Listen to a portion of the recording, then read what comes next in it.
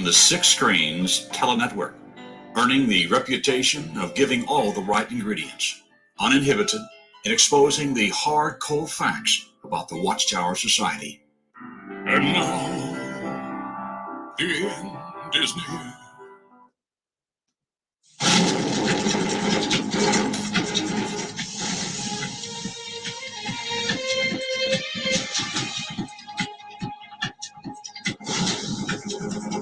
Well, all I have to say is, why isn't Jehovah's Angels protecting his people?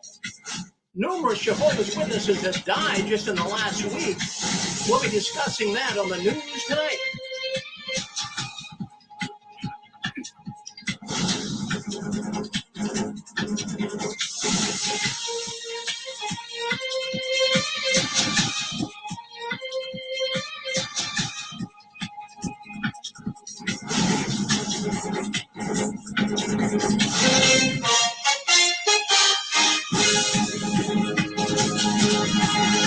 Well, there you have it. Hello, everyone. My name's Rick Farron. I'm coming to you from the apostate capital of the world, right up here in Boston, Massachusetts. And we're so glad to have you with us. Let me just clear my throat. Yeah, boy, I'll tell you, friends, a lot of things have been happening. But I'm glad you're with us here tonight. We really, really are. And I get news for you. I want to let you all know that things are really changing in the Watchtower. And as you know, I don't have to tell you. I mean, you guys already know. There's so many people leaving right now. People are packing their bags. They're looking for the exit door at the Kingdom Hall. And isn't that a wonderful thing? Doesn't that make you feel absolutely happy when we see this happening? I know one thing, it makes me feel happy. And I'm glad it's happening because we all have so many friends and relatives and people that we love in the Watchtower. And it's so sad to see them being treated so unfairly, being treated like third-class citizens, really.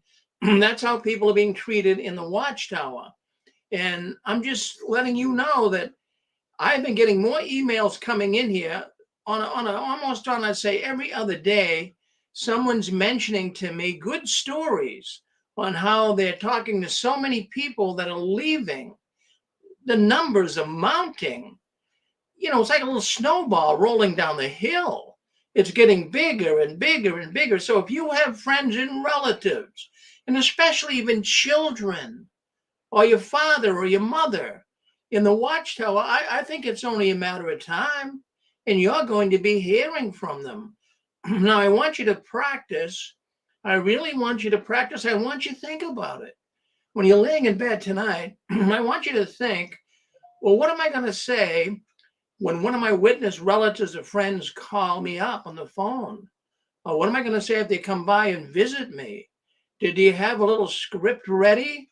I mean, you don't want to be sitting there going, blah, blah, blah, blah, blah, blah, blah, blah. I mean, if someone hasn't talked to you for 10, 15, 20 years, maybe even more, it's going to be a little bit, I would say, awkward, to say the least.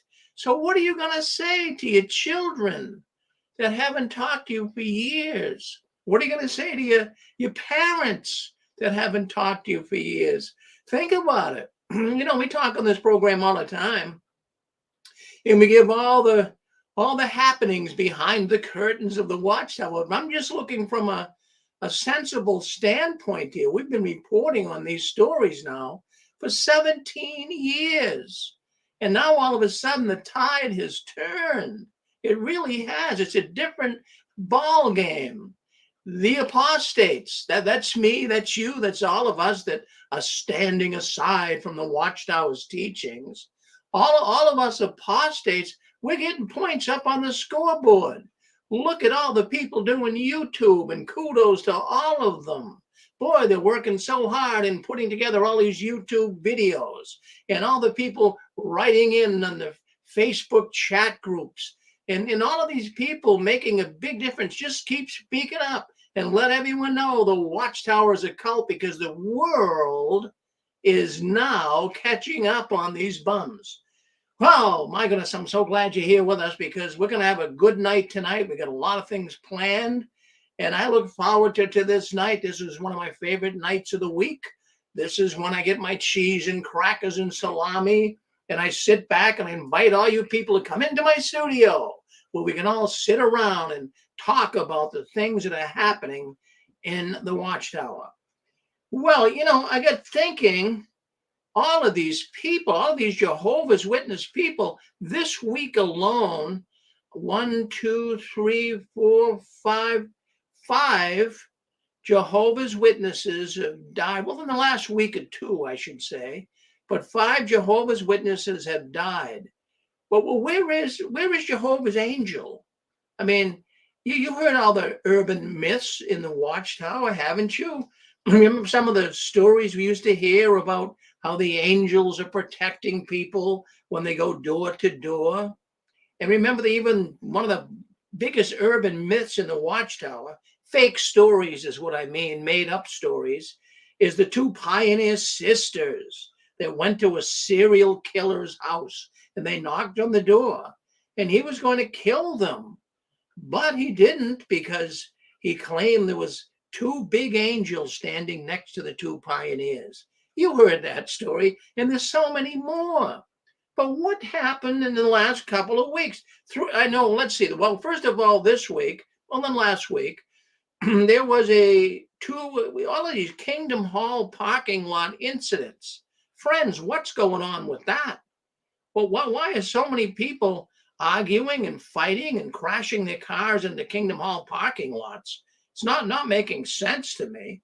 But I read a story this week about one Kingdom Hall parking lot. And what happened, I think it was in Oregon, I'm not sure. But anyways, a fight broke out.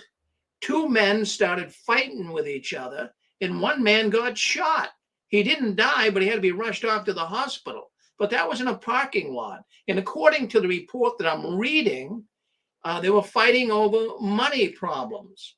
This had to be, 2 Jehovah's Witnesses coming out of the meeting. Hey, you owe me money. You haven't paid me back. Boom, boom. This is happening. I just can't see that 2 random people stopped the car in a Kingdom Hall parking lot and started arguing about a person owing them money. That doesn't happen. And I'm hearing people crashing in the Kingdom Hall parking lot, crashing outside of Kingdom Halls. What is going on? But there's more to the story. Also, I'm going to get to the big story this week. But also, just in a week or so ago, maybe a couple of weeks now, but out in Australia, there was the last. In fact, it was the last week of the year. So it would have been back in January, a month or so. So it was the last week in January, and a woman and her 80-year-old grandma, they were out in service. They were staunch Jehovah's Witnesses. And they were out in service, and they're driving down this mountain road, making calls. And all of a sudden, this huge tree fell down and crashed on top of the car. They were both killed. Where were the angels? Where were the angels? They were out in service. Shouldn't the angels be protecting these people? Well, it evidently they didn't, because they died. And then also this week in Argentina, I don't know if you heard the story or not, but we had 2 witnesses out in service again. And that's what you do, right? As being a Jehovah's Witness, you're out in service. And they actually got stabbed. A man came up and stabbed them while they're out in service. So according to the article I'm reading here, they survived. But what's going on? Where is Jehovah? Where is their God? They have all these stories, all these urban myths. The Jehovah is always with them. Well, where was he in the last couple of weeks? I don't know. But, I have to tell you, really, I'm thinking the angels, maybe they're engaged in more important work. Maybe that's a good line the governing body could use. Well, our angels are now engaged in a more important work for the Almighty. They're now working on building Ramapo. No, angels don't build Ramapo. Angels are supposed to be protecting the witnesses according to their own literature. So maybe the angels are too busy moving sand and furniture from building to building. So where are they, as well as protecting all the children in the congregation that are being abused, like you just heard on Roland's show? So where are they? My goodness, I just had to bring that up tonight. But that's not. I know you said, well, Rick, the big elephant in the room. You're not even talking about it. I know what the big elephant in the room is. So that was the witness out there in Illinois, Rockford, Illinois. My wife knows exactly where it is. You probably know where it is too. It's right on the Wisconsin borderline. It's not a good area. It's really not, even if you watch the articles. But we'll get into that.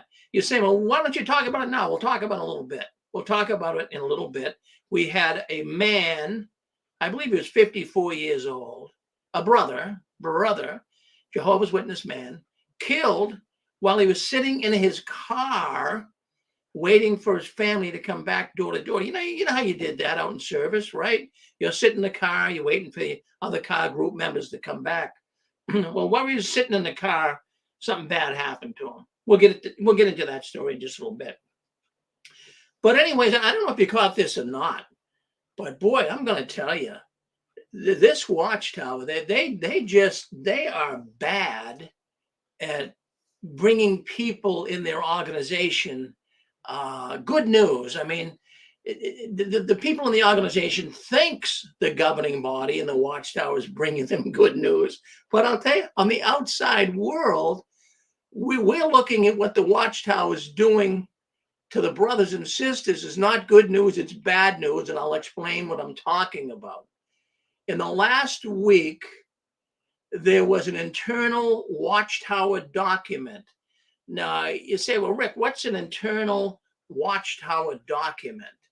Well, this would be something that was written to the elders. You know, people who are privy in the organization could read this, and they were given instructions. Now, this internal Watchtower document, it's actually saying how the governments of the world can take care of the Jehovah's Witnesses that are falling through the cracks and having financial trouble. And friends, I have to tell you, there is many, many Jehovah's Witnesses right now that are in financial trouble. Not only did they get hurt from COVID, many Jehovah's Witnesses did not even go back to work even yet. They're still scared to death from COVID because of how the organization amplified it. It made many of the witnesses petrified. They're still not going out. Many of them are not even going to work. So you have thousands. In fact, I'm going to say millions. You have millions of Jehovah's Witnesses that are on skid row right now. Seriously. They're behind on their car payments, their rent payments. They owe a lot of money on their credit cards. You know that. A lot of the witnesses, what they would do, because they're thinking, the end is near. Every witness thought that COVID was the end of the system. They all thought that was the beginning of Armageddon. So a lot of them ran up money on their credit cards. Well, maybe you do that too, right? If Armageddon's coming, who cares? I don't have to pay it back. I'll just keep running money up. So a lot of the witnesses kept running money up, and now they got to pay the fiddler. The fiddler now has to be paid. The witnesses can't do it, and so many witnesses are in terrible financial straits. And so anyways, this week, the elders were given sources where they could encourage Jehovah's Witnesses to go for help if they need help. And this really frosts my cookie, so to speak. Here they are with a 7-page document, which they're handing out. The elders are handing out to all Jehovah's Witnesses on where they can get help and need from the governments and from the nonprofit agencies, and where they can find support. Well, why in goodness name's sakes can't they find support in the Watchtower? I mean, don't they toot their horn as being a charitable organization? So anyways, the recipients at first are the elders. They're giving these, well, it's like a brochure. It's a 7-page little brochure. And in that brochure, it has all of these links, where you can find help. As a matter of fact, see if I can't get one of those links up here right now. Just give me a second and see if I can't get that link up, because I want to read you some of the things that's in this link. And you'll be very, very surprised what was in this link and where they're telling the people to go for help. Really, it's very fascinating to me that the Watchtower is actually doing this, because the Watchtower, they're always condemning the churches, they're condemning all organizations really other than themselves. But then they come up with this resource pamphlet on who they can contact and where they can get help. So let me just see if I get this up here. Let me see if I got it over on this page. But, they don't help anyone, do they? They really don't. Okay, so anyways, it's a 7-page letter, a flyer, I should say. And what they're saying here is for the witnesses not to show this to anybody. Don't put it online. Don't put it on Facebook page. Just keep it secret. Don't talk about it. So it says here, the branch office does not endorse any of the following programs. And they list about, I'd say, 30 programs. And it says that don't post this document on websites, social media, or sharing it with anybody. The links that are on this, there's different computer links that they put on this pamphlet that you can get a hold of, resources including nonprofit and government agencies. And then it says family heads will use discernment and carefully research these resources to determine whether the program is appropriate for their household. And if they decide, they will avail themselves of such service. Let's just scroll down. I just want to read you some of the places they're sending people. Now, here we have a so-called charitable organization, the Watchtower. I mean, they're the biggest charity in the world. I mean, that's what they want people to believe. But this shows another story, doesn't it? Here's the poor Jehovah's Witnesses that have given their life's work, so many money, and they're not even going to help them one bit. They're sending them to other resources. So on the pamphlet page, it says United States Resources for Distressed Households. And let me emphasize, there must be a lot of distressed Jehovah's Witness households. So let's take a look here. It says, well, I'm just going to give you some of the different links. I'd say there's 30 or 40 of them here. But anyways, they want you to get a hold of the federal government, the American Rescue Plan. Then, of course, if you have a small business, the Watchtower is telling you to contact the Small Business Administration. They might be able to help you with your business. If you have a window cleaning business or whatever business you're in, that's the business most witnesses are in.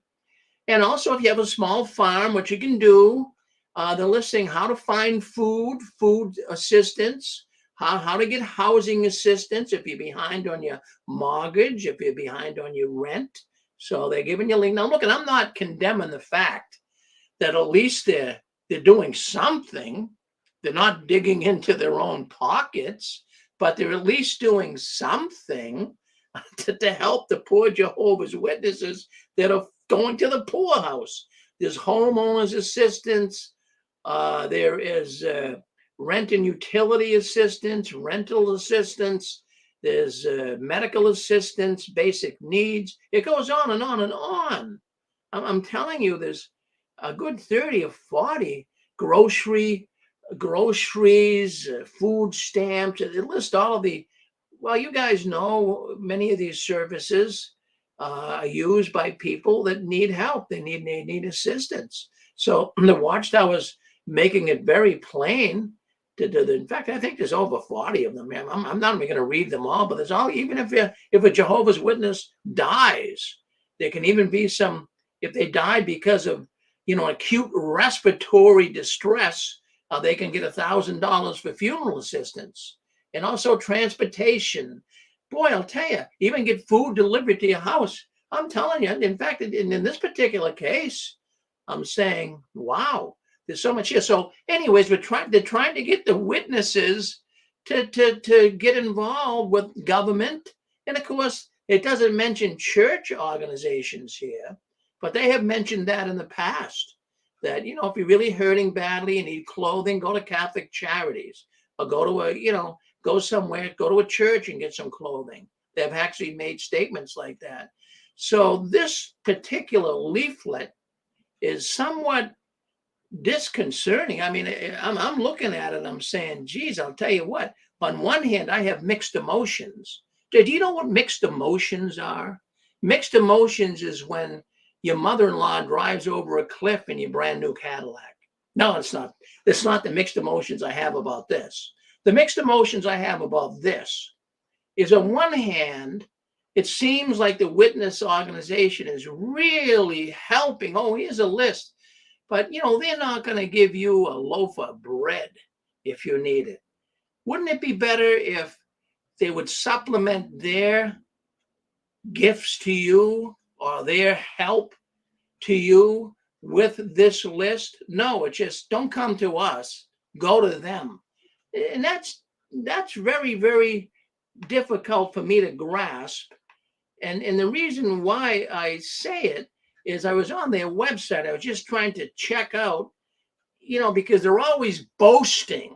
Oh, we are such a charitable organization. And then right on their website, you can get on there and find out, because it's unbelievable. There are 25 published articles, I counted, 25 published articles on how your donations are used. So as of February 16th, 2023, there's 25 articles on jw.org on how your donations to the Watchtower are used. And now we have here a week later, pamphlets going out telling the witnesses where they can get help if they need it. Did you ever hear of anyone getting help from the organization? I never did. I've heard of individual witnesses getting help from local elders and what have you. But I'll tell you, none of the articles that was on jw.org mentions that they use donations to feed the poor, clothe the needy, or heal the sick. Isn't that terrible? Isn't that terrible? Toot your own horn. Oh, we're charitable, we're loving, we're wonderful. Well, your actions speak louder than your words. So this publication, or this document that the witness is getting this week, if you have witness friends who'll probably tell you about it, or maybe they won't, but maybe they'll feel bad about it. But listen, if you need help, I say get it. And it's good that they're getting it, this information from the Watchtower. But I think it'd be nice if the Watchtower would supplement it a little bit. Some very poor families, help them a little bit. So I'm wondering, why would a religious group claiming to be a charity direct its members to seek charity somewhere else? Does that make sense to you? Well, why doesn't the Watchtower provide charity to its own members when it's constantly asking them to donate? Why don't they? Well, I'll tell you what, the United States branch office, they're the ones that are directing this work. It doesn't seem to be a worldwide work, but I have to tell you, friends, and I'm going to tell you, you never heard it from a witness, but I'm going to tell you as an ex-witness, we live in a wonderful country, and I mean that sincerely. Yes, there are difficulties, there are problems, but even the poor people can be taken care of. And thank goodness we live in a country like that. Why do you think so many people are trying to get here? Why are they jumping over the river and through the woods, so to speak, to get here? Because America is a wonderful place to be. And so you have all of these people that can get so much help here in America. So we have a lot to be thankful for. Now, not for the Watchtower. They're doing diddly squat. So this organization, what gets me really aggravated is not only do they tell the witnesses, the rank and file, how charitable, how wonderful we are, we're Jehovah's people, but they're telling the governments that this is what's ticking me off. They're telling the governments that they're this great big charity organization. Lying, lying. They do not provide charity to its own members, and they direct members to other charities, as we know. So I just wanted to let you be aware of that. Yeah, the rank and file, they donate millions of dollars a year to the what? They leave property to the watch of their house, their belongings, their jewelry, their stocks, their bonds, their savings accounts, everything you can think of. And yet the Watchtower, oh, you need some help? Well, why don't you go to the federal government? They'll help you. So, I mean, I don't know what else to tell you. I have never seen in my 50 years of being one of Jehovah's Witnesses, I have never seen the Watchtower. I've been asking on this program for 17 years, has anyone ever been directly helped by the Watchtower organization? Nobody has ever spoken up on that. Now, I do know locally, I've seen it, where elders or individuals in the congregation, including myself and others, that, you know, a brother or sister's having some trouble, you help them a little bit, right? You might give a pioneer some gas money. If a family you knew wasn't doing too good, you give them a few bucks. That's that's the individual witnesses, but it's not the organization. Now, also, I'll tell you what, there's people in the congregation, you might not have ever heard of this, but did you ever hear of people bribing a Bible study that didn't seem to be wanting to come along to be a Jehovah's Witness? Well, yeah, there's some brothers and sisters, brothers mostly, that have actually bribed Bible studies so they could keep the time. So the brothers would, give the Bible study, you study with me and I'll give you $20. You probably never heard that, but that takes place. Yeah, that just to keep studying so they could find time without knocking on doors all over the place. So shame on the Watchtower. Shame on the Watchtower. And, I have to tell you, there's many right now governing body members and officials of the Watchtower. Well, they're in their golden towers and they're surrounded by money. And they feel that the brothers should use discernment when assessing these worldly resources. Right in the brochure, it's telling the brothers and sisters to use discernment. Hey, if you can't feed your family, your house is being foreclosed on, or you're being evicted, you don't have a car to drive, and these guys with their Rolex watches and the $500 suits and the ivory towers, they're telling the brothers and sisters, the brothers specifically here, to use discernment when accessing these worldly resources. Oh, I'll tell you, friends. And then also I get information from a circuit overseer. I got to tell you about that. So I got this information that the circuit overseer, 30 years in the full-time service. A circuit overseer, 30 years in the full-time service. The last 12 years was in the circuit work. He's no longer a Jehovah's Witness. He's out. He quit. I'm going to try to get him on the program. And he says that he was made redundant from the due to cutbacks.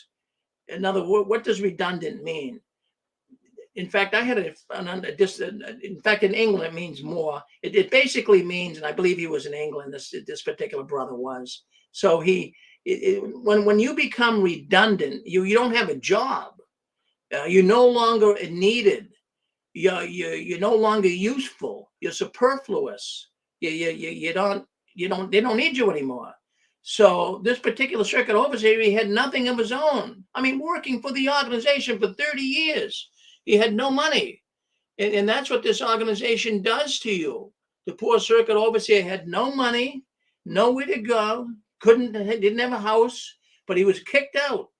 Heartless. He says, this organization is heartless. And, no longer is one of Jehovah's Witnesses. But, I keep thinking of the scripture. Jesus said that the sheep are stripped and strewn about. Yeah. That's what's going on with many Jehovah's Witnesses. Stripped and strewn about. They strip people of what they can get from them, and then they leave them out in the cold, just like that poor circuit overseer.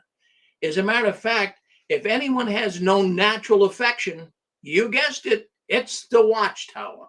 So I just wanted to bring that to your attention. The hypocrisy really annoys me.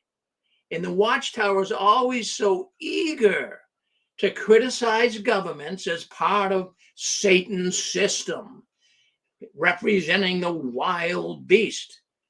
But then they want to grab every cent they can for themselves from the government and from agencies and from other charities, but yet they condemn them. All the while, they're grabbing the money.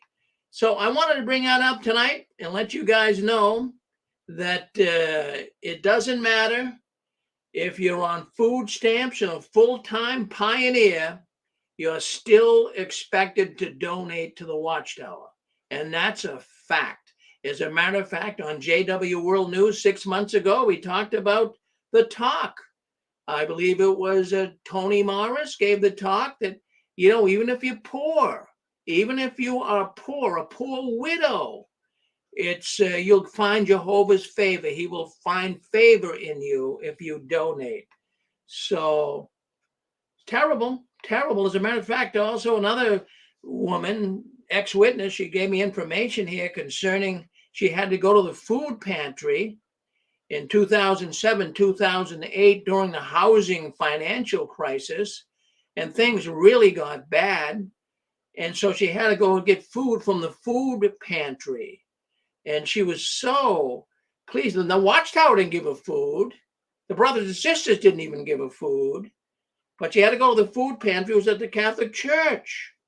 And I found it so interesting that she was so pleased and so enamored with how the church, the Catholic Church, treated her. They gave her food, and the man that gave her all the food, he said, now you come back again. As long as you need it, we'll give you food. That's the Catholic Church that did that. So Watchtower will say, oh, you're having trouble? You got problems? Go to the local Catholic Church. Go to the Baptist Church or any other community church. Most of them have food pantries. They have emergency funds and other helpful programs for the folks in the community. Too bad the Watchtower couldn't learn from these charitable groups. But no, these are the very people they criticize and ridicule. All right, well, I'm going to open up the lines. I want to see if anyone has anyone to say about this. So let's open up the lines. We're going to put it in open mode. Well, no, all participants are unmuted. All participants are unmuted.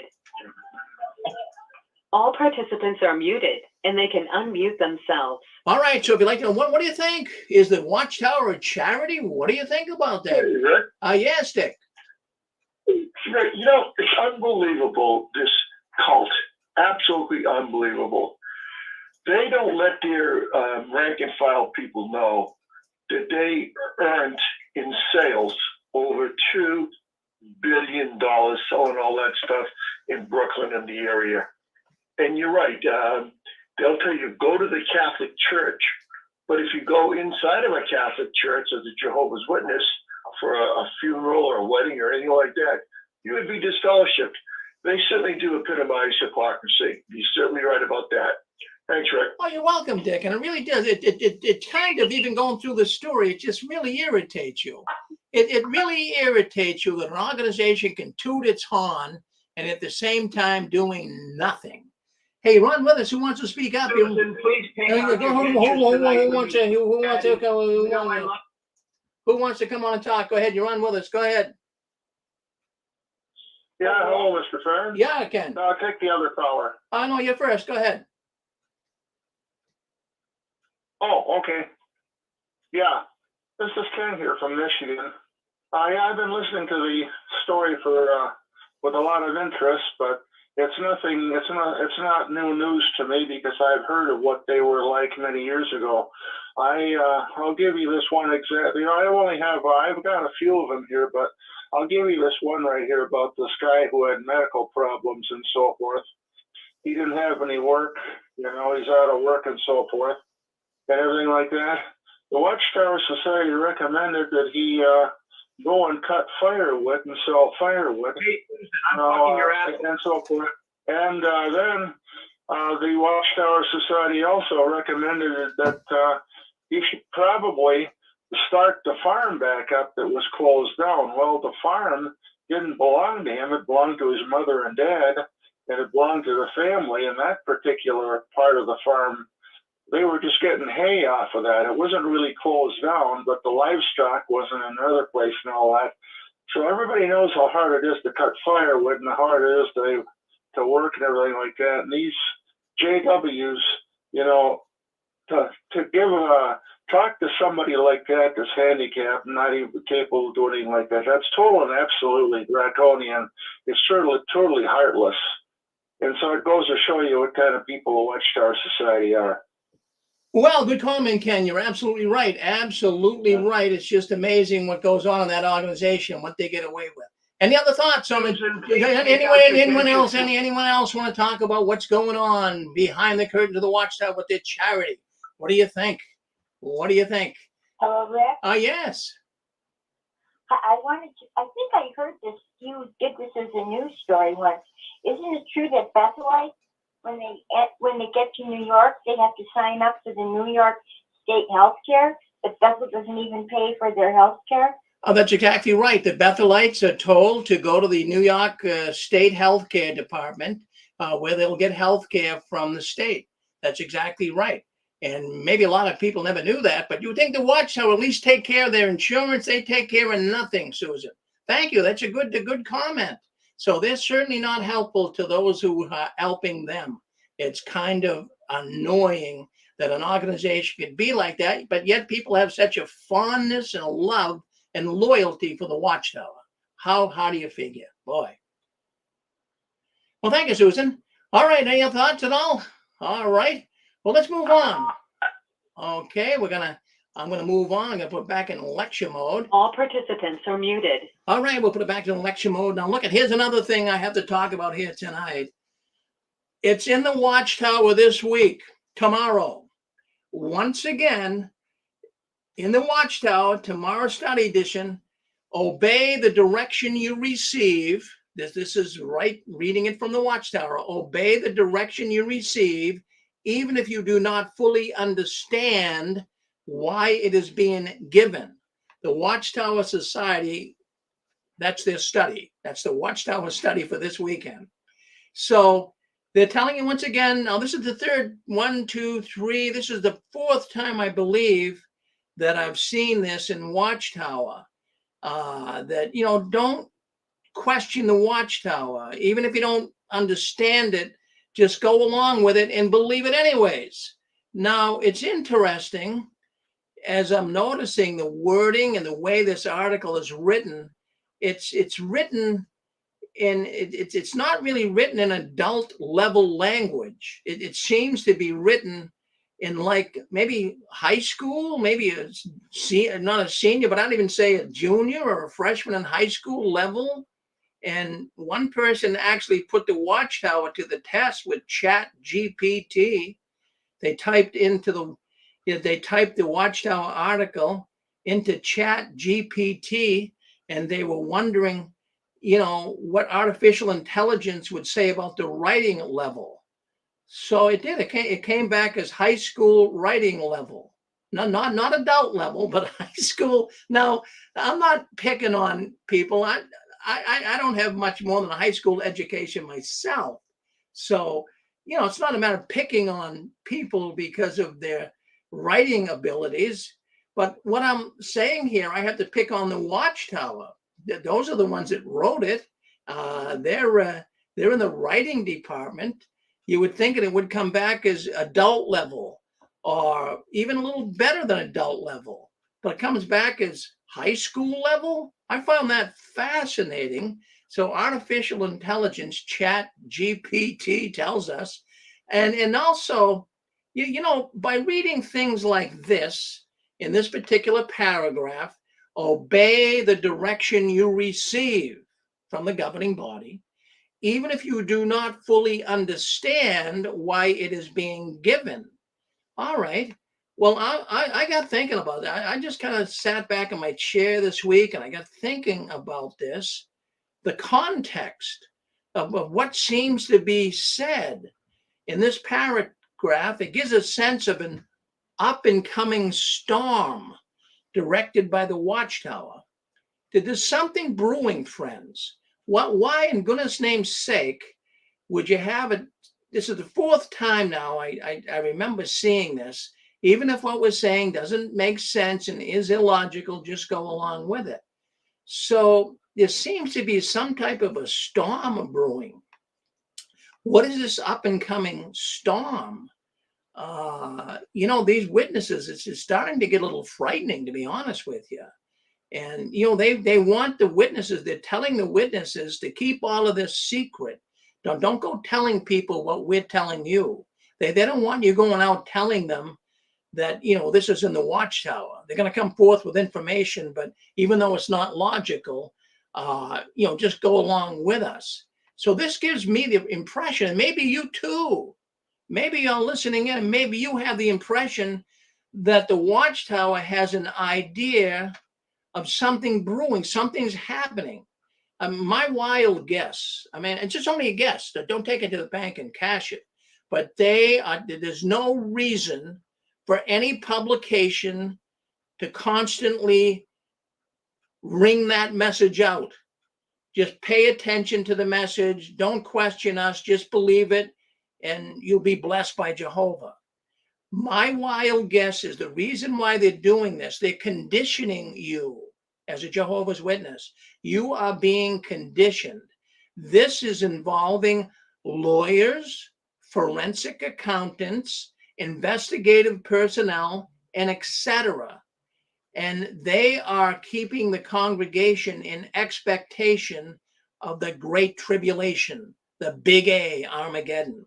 So just stop and think. Let's just dissect this for a second. Well, what I see happening here is there has to be diffusion. Right now, the Watchtower is being really shown all around the world how evil they are. Newspaper reports, television documentaries, magazine articles, internet sites, chat rooms on Facebook, chat rooms across the world are speaking about how heinous the Watchtower is. So they know darn well the witnesses are seeing this. They've got to diffuse it. So they're going to diffuse it, because if you were a witness, now just stop and think about this. I want you to put your thinking cap on. I want you to put your Jehovah's Witness thinking cap on. You're sitting in the Kingdom Hall, and you have a study like this. Just obey us no matter what we say, even if it doesn't sound sensible, just go along with it. Doesn't that kind of speak volumes that you are really in the last days of the last days? The governing body doesn't even want to share everything with us, even though some of this stuff sounds crazy. Boy, we better stay close to Jehovah. So they know darn well the world is finding out what's going on in the organization, and they're trying to keep the witnesses so focused on Armageddon, or in the final days of the final days, that they just, in statements like that, would make you think it. If I was a witness and I heard a statement, just obey us, regardless of whether it sounds sensible or not, I'm inclined to believe that I'd say, geez, they got something going on. Maybe Armageddon's closer than we think. So the phrase has been used various times, and what it basically demands is full obedience and conformity without question. Oh my goodness. Full obedience and conformity without question. Hey, this isn't your mother and father. This is a cult. But that's what they're doing. They want your full obedience and conformity. Isn't that sick? Would you give anybody a full obedience and conformity? I'd give it to God. I'd give it to Jesus. But I'm not going to give it to the Watchtower. So it's funny. There's a few things. Now, right in their own writings, we caught them on this. It's funny how they say that obedience goes to the government. The obedience that we give the government is relative. That's what the Watchtower will tell us. And then they'll say the obedience that a wife gives to her husband is relative. And then they'll say that obedience to your parents, if you're a child, that's relative. But when it comes to obedience to the governing body, that's not relative. They want you to conform and have all the conformity and obedience possible to this organization. Friends, I believe they're planning something hideous for the rank and file to carry out. And they've been conditioning, they've been grooming them for many years now, and they're not being questioned. Now, there are some people leaving the Watchtower because of this, but there's something hideous. There's something that's not passing the smell test. I'm not sure what it is here. I don't know, but I know one thing. The organization is a bunch of psychopaths. I wouldn't put anything past this religious psychopathic organization, especially when you see people like Tight Pants Tony Morris, who claims to be an ex-Marine. And Morris, he just has this lust and this thirst for death and destruction and hatred for wicked people. I mean, it's scary when you have people like that are commanding the ship. So this makes you very, very disgusted. And you know, another thing, the number of times that Jehovah's Witnesses as of lately are being told, because some of these people, they're going up to the elders, they're going up to circuit overseers, and the witnesses are asking them, sir, brother, elder, circuit overseer, whoever, I want to ask you a question. I've been noticing in the Watchtower that on numerous occasions here that there's instructions coming forth from the Watchtower that aren't going to seem sensible or logical, but, you know, we are being instructed to obey it no matter what. So the example that they're coming back with, and think about it, the Jehovah's, they're always trying to, you know, weasel the way out the back door. So they always have, they come up with some pretty good answers, and the witnesses are all buying it. So the answer they're giving to people questioning this obey anything is, well, remember the example of the crossing of the Red Sea and how that didn't make sense either when the Israelites were standing there and the Egyptians were coming after them. But remember Moses, he spoke out and Jehovah opened the sea. And they're saying that didn't make sense to the Israelites either, but yet they obeyed. And so then they'll say, so why should it be any different today? Yeah, why should it be any different today? So if these old governing body members say anything, don't question it. Now, you know, I'm thinking too, and you have to agree with me on this, you know, it's hard at times to even to put food on the table, roof over your head, insurance for your car, a phone to have, paying all the, and if you have a family, that the expenses are really big time. So can you imagine a young couple with some children dealing with stress from work, stress at home, and unbelievable personal stress? And so now they're going to go to the meeting, the only place where they're supposed to feel this healing, this spirituality, and then they have to listen to an hour talk in a discussion all about how they're going to be persecuted and obey Jehovah, obey no matter what's being said, obey. Friends, the Watchtower is losing its grip. They would not write this if they knew that the sheep wouldn't follow them, but the sheep are following them. So I believe right now the damage control at the Watchtower is full blown, and all you have to do is follow the money. The Watchtower realizes that if they keep this up, you know, they'll be able to keep people in and keep giving them money. So like I say, the first time I remember hearing this, we were all taken back. It was back in 2013 that we first mentioned this on JW World News. It was in the November 15th study edition of the Watchtower, where they came out with this screwball statement that if something seems illogical, from a human standpoint, well, don't let that worry you. Just go along and believe what's being said and don't question it. So now this is the fourth time, fourth time that I remember seeing this in Watchtower. I have to read the Watchtowers. I mean, that's my job here. I'm glad you guys don't have to, but I gotta kind of ponder through these things so I can give you the news every week. But I'll tell you what, obey without question. That's exactly what the Watchtower wants you to do. Well, we'll open up the lines here, and we're going to see if you guys have any thoughts on that. I mean, it's really despicable, isn't it? I mean, who else in the world would want to? We're going to come off of that, and we're going to, okay. All participants are muted, Well, and they can unmute themselves. All right, so if you'd like to speak up and talk, go ahead. What do you think? If you were still a witness, would you go along with the Watchtower? Yes, go ahead, Pixie. That issue's bothered me for some time, because I used to think, oh, well, they'll open the farm and the end will come and they'll feed us all. And if they can't give me a can of peaches, I'll tell you what it sounds like to me. It sounds like some kind of Jim Jones thing or some kind of bad trains in World War II to me. Yeah, well, it does have a ring to that, doesn't it? And I hope that all the people that can think and reason will get out, and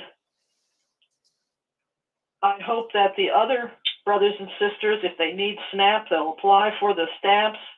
They'll try to be self-sufficient. They'll try to take care of their families as best they can in these hard times,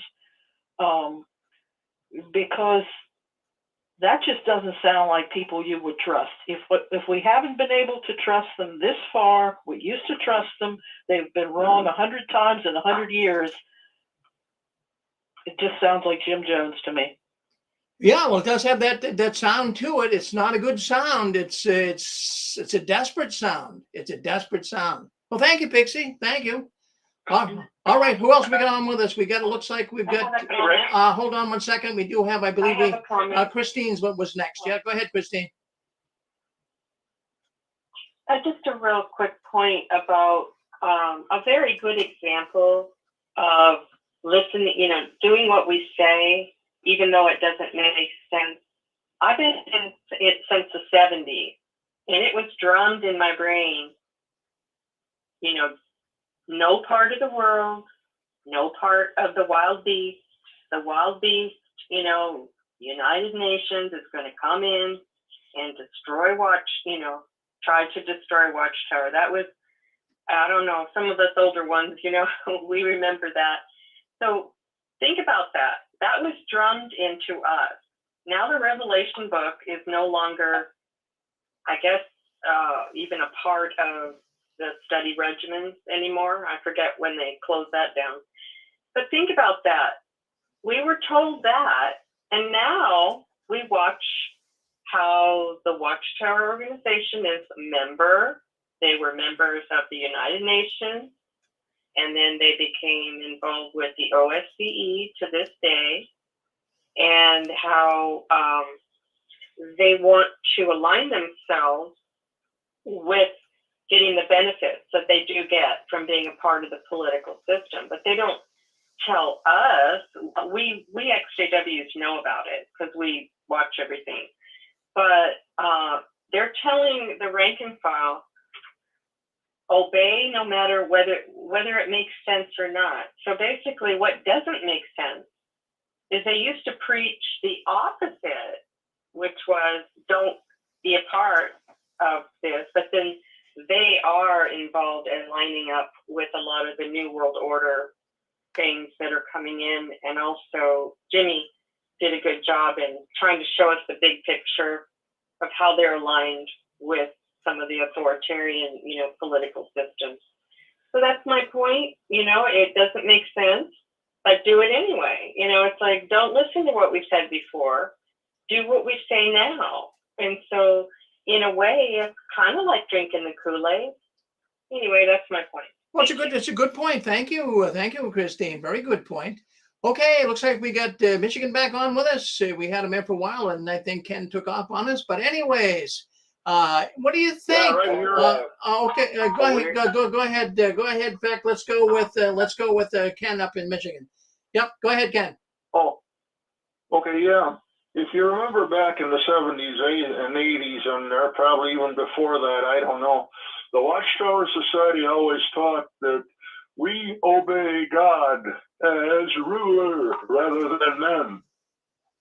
We're not going to do that and everything like that. We go by what the Bible says about God's rulership.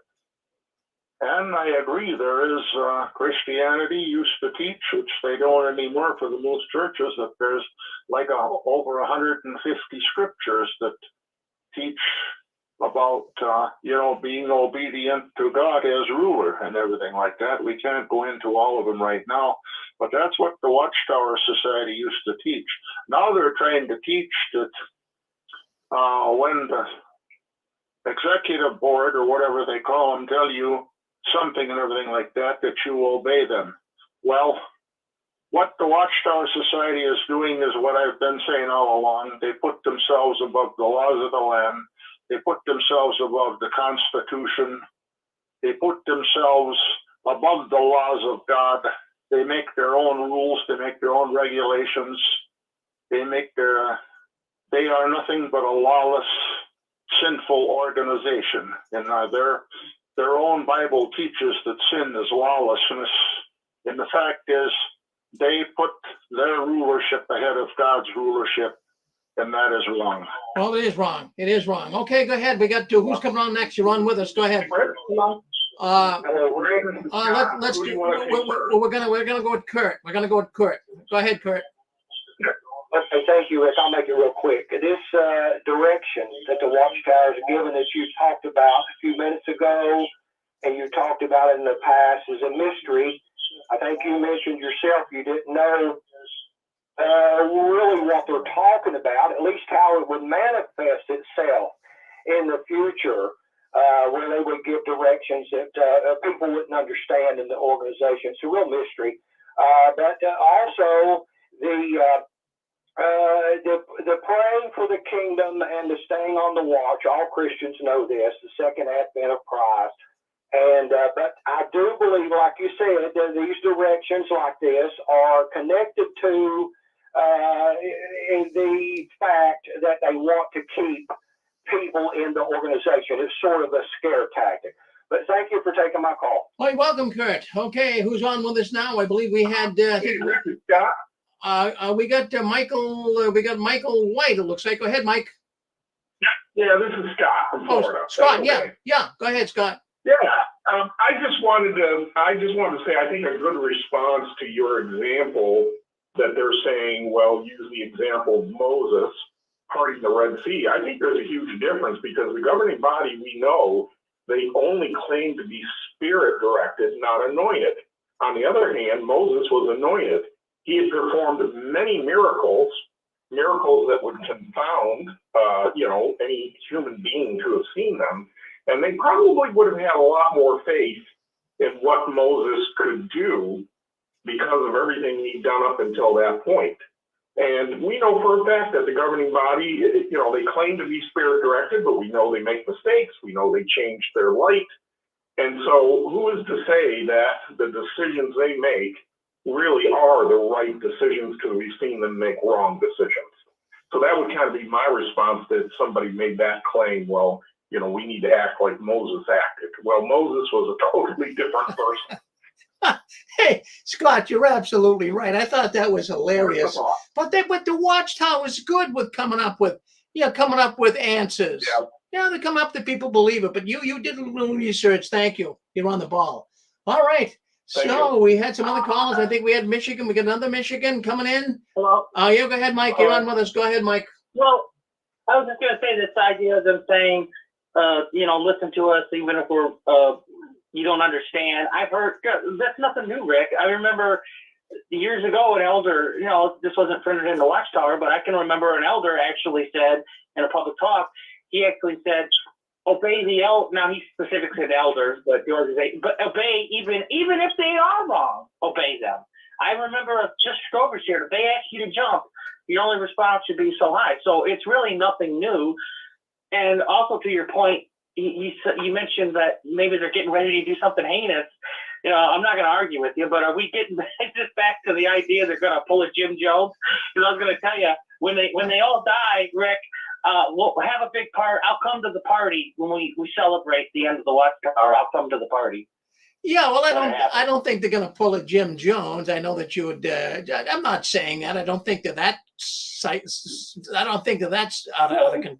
It's been mentioned. Maybe you didn't specifically say it, Rick, but those kind of scenarios have actually been discussed on the six strings. No, well, we have to discuss them. I mean, we have to discuss them. This is a sociopathic organization, Mike. I mean, they're doing things. No, I don't know what they're going to do. I don't think they're going to commit suicide. But I do think that they're going to be given some instructions that are going to be way out there. I mean, I'll tell you. Well, I mean, yeah, but also, but to your point, okay, about that, like I know you mentioned that maybe they're worried, but it comes down to this: the men on the governing body, what there's 10 of them now. I will just say this: if they actually believe their claims, then they have nothing to worry about, because it comes down to this: what they teach. If you're a witness and you believe in it, they're in the Bible. So if you believe if what they say is true, then why would you question anything they say, even because they're in the Bible, according to Watchtower theology? Matthew 24:45, that's them. So if you believe that and you're in that belief, then you wouldn't question anything they say, obviously. So, and then if they believe it, the governing body, then they got nothing to worry about there, because they got God's approval. According, that's their theology. I mean, maybe they all think it's bullshit. I don't know, but at least that's what they teach. Well, they do teach that, but the thing is, I'm thinking, it's not going to be take the Kool-Aid and die. What I'm thinking, it's going to be a financial obligation on the part of the witnesses. I'm thinking the organization's going to do something that's going to really rattle the cages of many witnesses. I'm thinking they might even ask that, you remortgage your house. The Watchtower is running into some financial issues, and if you could, they're paying out so much money for child abuse that it could even come to the point that, for the richer witnesses, remortgage your house and give us money. I think it's going to be a financial something that's going to really. I kind of doubt. No, I doubt that. Well, you don't. First of all, Mike, I don't think you really recognize that this is even a cult. I think you still think in your mind is some type of a religion. It's a cult, Mike. Cults do the cults. You went there for 50 years, Rick. You didn't I'm out of it now. I'm glad, but let me tell you, all cults have an end time. Look at the Branch Davidians. They never thought there was going to be disaster for them. I'm not arguing with Rick. There's not much difference. Okay, a religion and a cult. We're talking semantics. I mean, it can be a cult. Something can be a cult. It still has a religious aspect to it. I mean, if you go to the Kingdom Hall to say it's, you're going to say the Watchtower Society is not a religion. Well, Mike, just listen. Well, why do you always have to be the devil's advocate? Why, do your research. They're a Christian cult. Everybody knows that. And Christian cults are the most dangerous. They're the ones that can cause some serious problems. And, you evidently, weren't that hurt by the Watchtower, but I remember years ago, and Well, no, I mean, I'm just trying to be reasonable. I mean, to say it's not a religion or a cult and a religion. Well, I know in Christianity, it's considered a cult just for theological reasons. If you believe in what's considered orthodox. Well, no, listen. Why would you want to take the shoe? Why would It's you? not a religion, it's a cult. Mike, Yeah. Mike, have you thought maybe it might be, for a while we heard that they were actually insinuating to kill the apostate. And I think they would be more likely to commit killing other people than killing themselves, like a Jim Jones. No, I don't think you're killing, but Maybe they'll do it. Maybe there's only 1 million witnesses, so if they go out and try to kill everybody, they'll get wiped out real fast. So they won't be successful. Well, we'll see what. Yeah, we surely wouldn't even have a party and celebrate if they killed themselves. We don't want anybody to be hurt, witness or not witness. What? I'd have a party. They're evil people. All right, let Mike, we're not going to look at Mike, but we're not going to get into an argument here, okay? You always come into the program, you always want to start trouble. We're not going to let you do it tonight. I'm serious, Mike, and I'm telling you the truth. You came in last week, you caused trouble. You're coming in here tonight, you caused trouble. Come in here and be a gentleman. Put the beer away. Put the beer away. You're drinking too much.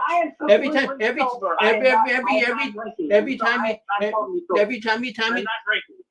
you drink, you come in here like a madman. Okay, but please, if you're gonna, I'm not drinking, Rick. I'm completely sober. I'm not drinking. Hey, Rick, yes, can I get a word in edgewise? go ahead. Okay, my theory is I don't think they're going to kill anybody or they're going to kill themselves.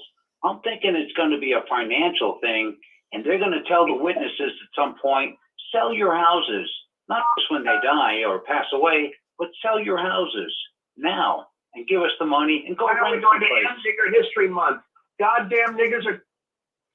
Go ahead. I'm sorry. What? Go ahead. Yeah.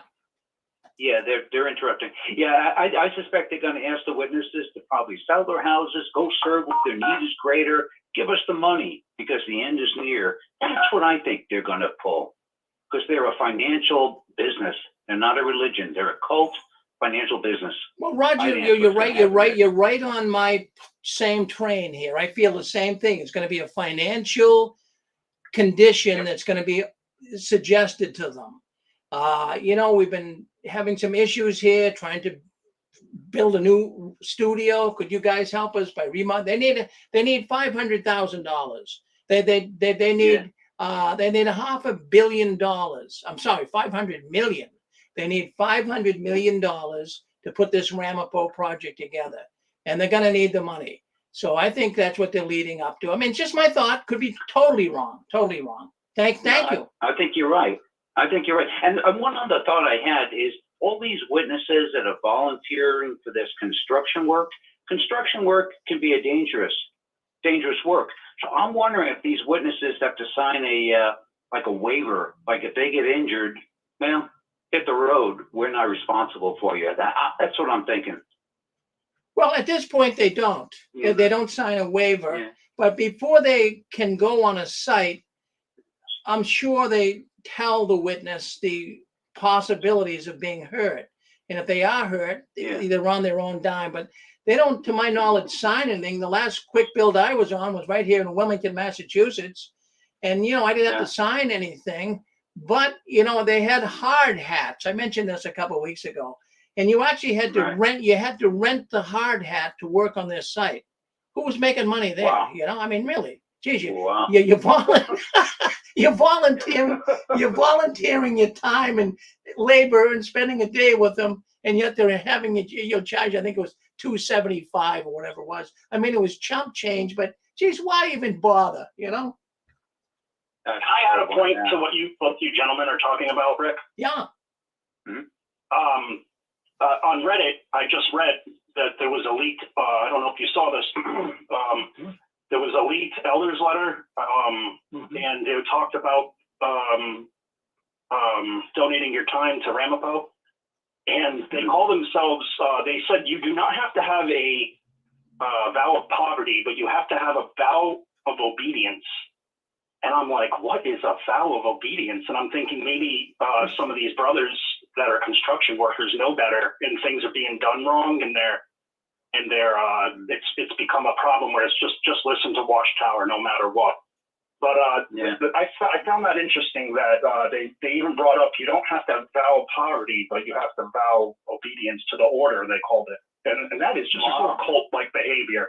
So to go along with what you were saying, Rick, this is a religion in disguise. It's not a religion. It's a cult.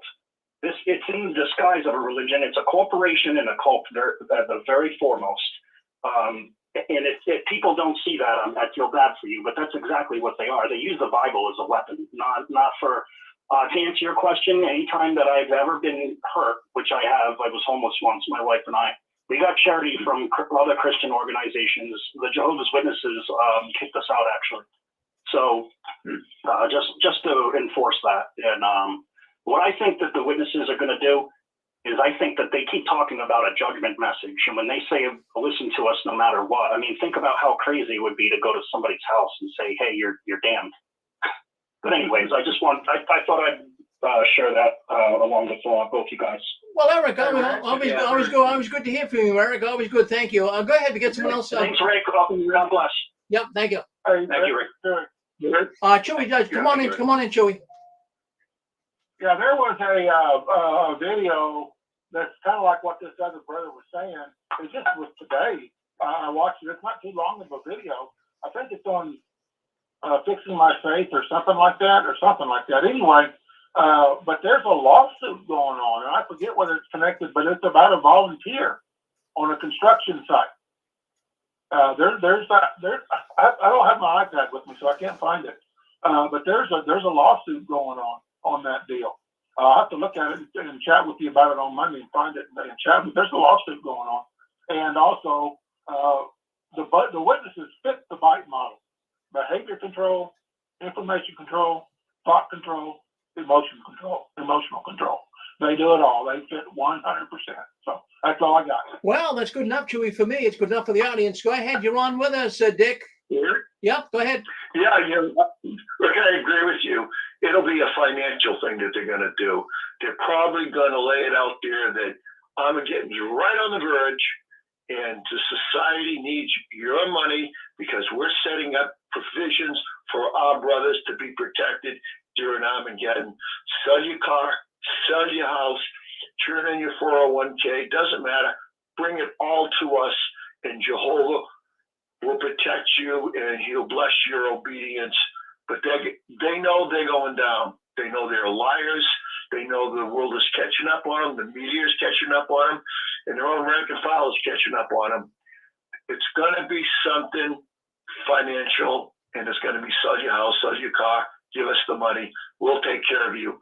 And what they'll do is they'll just give the money to the people that have stock in the Watchtower from C.T. Russell's day. That's my guess. That's my prediction. But we'll see. Well, Dick, you're right on track there, Dick. Now, I'm going to just tell you what got me thinking this way is I don't know if you guys watch Netflix. I mean, I'm not a big Netflix fan, but I do like business stories. And there was a story on there a month ago that my wife and I watched. It was called Enron. Now, if you remember Enron, it was a huge oil resource company. And what they would do is they would they would supply the power for these grids, like out in California and National Grid. I don't think they did it up here, but I know in California, the grid out there, Enron was really giving them the power source to run that. But anyways, it was a multi-billion-dollar company.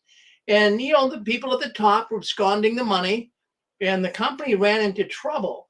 Now, I'm going to just give you a little business lesson here. Business 101. When you have a business that's on the verge of collapse, whether it's on the public exchange or whether it's just private business, what the business owners will do, the officers of the business, they will try to squeeze as much money out of that business as possible before it goes down. That's just a fact. Now, you watch that Netflix movie Enron, because that's what gets me thinking what the Watchtower is up to here. When that company was on the verge of bankruptcy and thousands and thousands, in fact, millions of stockholders were going to lose a small fortune, but they couldn't let the stockholders know because the stockholders would sell their stock and tank the company quicker.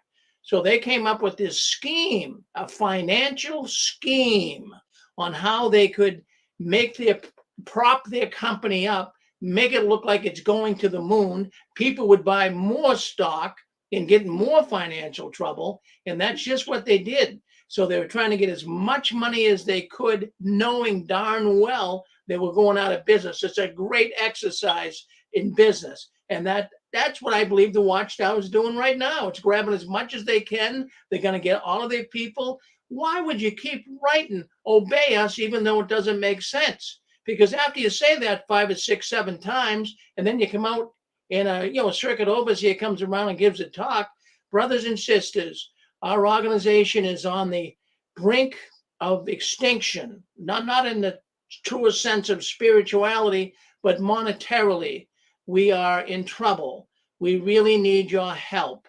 Could you do this for us? That's coming. I believe that's what it's all about. That's just my thoughts. Might not be totally true, but I think it's a financial situation.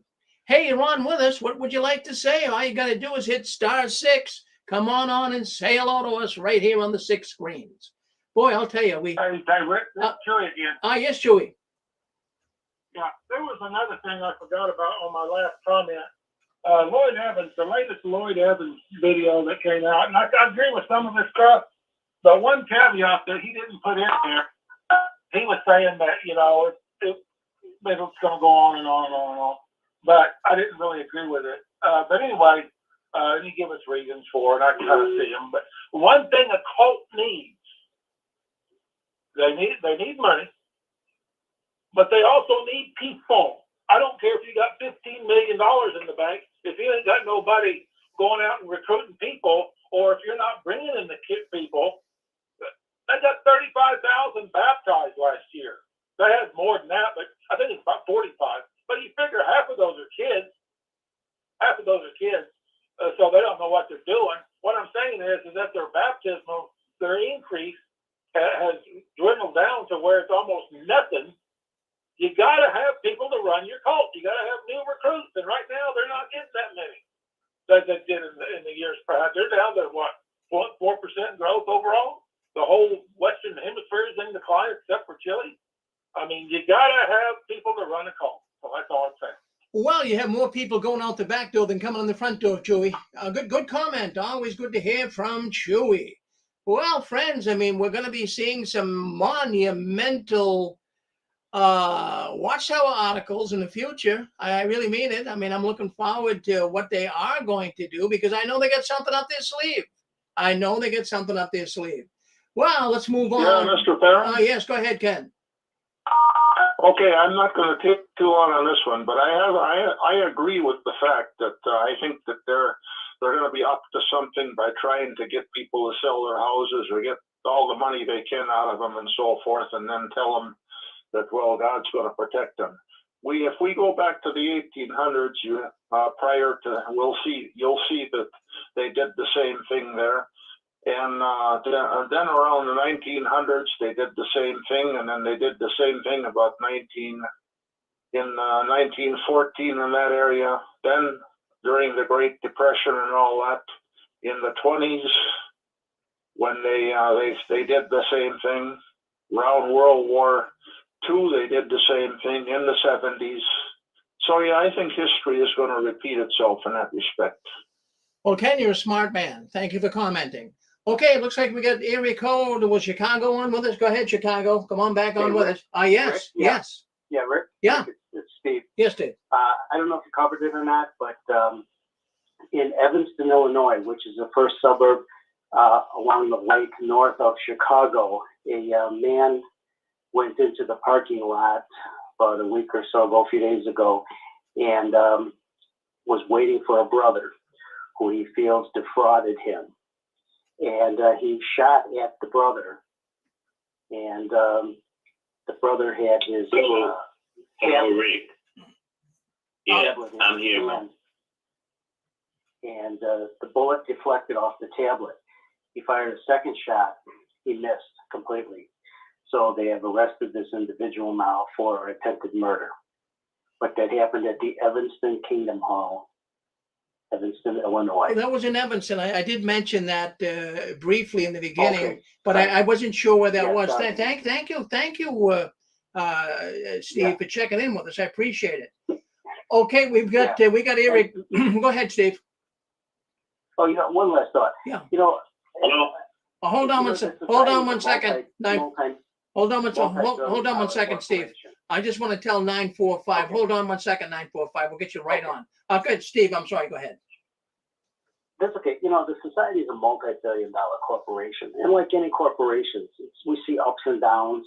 They may have more lean times than others, but they're planning for the future. I mean, they're building that multi-million-dollar soundstage of theirs. So I'm imagining they're going to try to crank out some pretty high-end quality movies, regardless of how they do it. They have to hire real actors and actresses or real producers. But they're going to, as we know and you've talked about on your show, they're going to head towards an online religion or make it a very high-end online religion and maybe still dabble in the kingdom halls. But they're planning for the future. You got it. I'm with you, Steve. Okay, we got area code 9. Looks like 954. You're on with us. Go ahead, sir. Yes, Rick. Yeah. I've been listening to you for. I don't have much to say, but I've been listening to you for a few weeks. Well, now, man, and I've been around the organization for over 50 years. Yeah. And I'm even embarrassed now, to say that I was fooled that type of way, But, my doubt started after 1975. Because as far as I knew, it's not a matter of if the system was going to end in 75, but it's that it was going to end. It had to end in 75 from what they were telling us.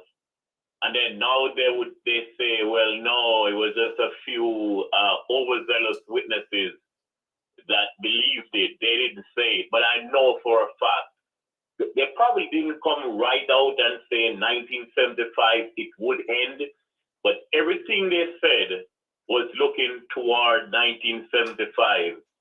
I listened back to a talk that Franz gave in 66, where he said that going to school now or for higher education would not be wise because in just a short few years, the end is going to come. And I think these guys, man, are one of the biggest scams ever, But I enjoy listening to you and all the people that are coming on.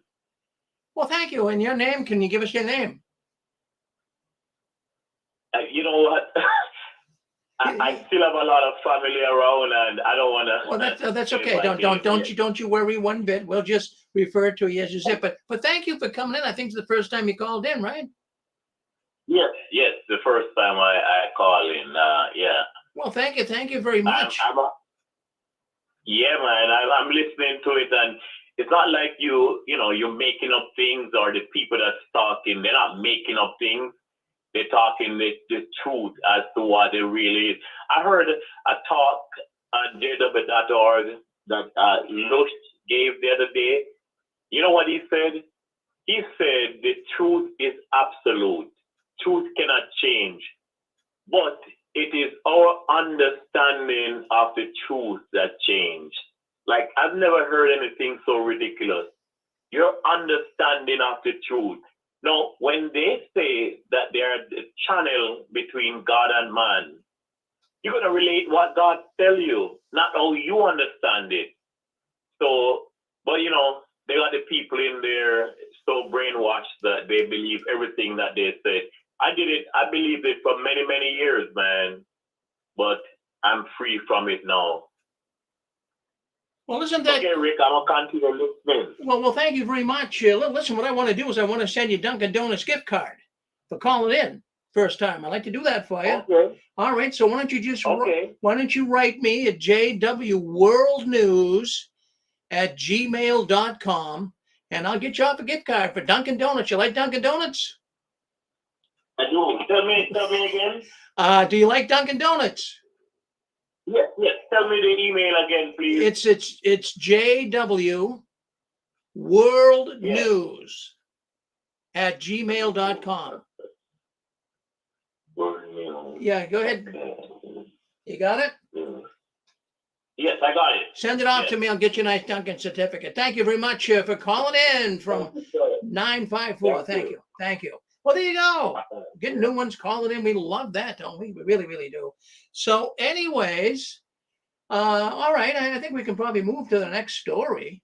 Boy, I'll tell you what. I like that story there. People wanted to comment. Obey, even if you don't know what you're obeying, just go along with it. Well, let me just get this next story pumped up here. I just got to get it on. Excuse me one second.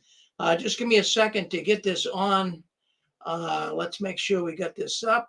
Where are we here? Okay. I want to get this video up, so I'm doing that right now. So I'm going to get that up so we can see it. Going to share the screen, and yeah, that'll be great. All right. Okay, so anyways, we'll go to the next story. Now, you just heard Steve calling in from Chicago, and boy, I'll tell you what, what's going on in Illinois lately? Jeez, the problems they have in Illinois with the witnesses, between the pedophiles showing up, and now we got a guy up there in Evansville. Did he say Evansville? I think he said. But that's where the brother was shot in the Kingdom Hall parking lot. Two brothers going at it because over a money issue.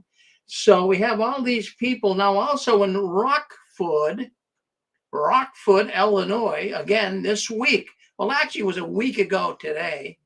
It was a week ago today that a 15-year-old boy, and that's what a 15-year-old is a boy, and he murdered a Jehovah's Witness in Rockford. And from what I understand, he's still at large. It seems that is the case. For friends, I have to tell you, it's getting dangerous. It's getting dangerous out in the service.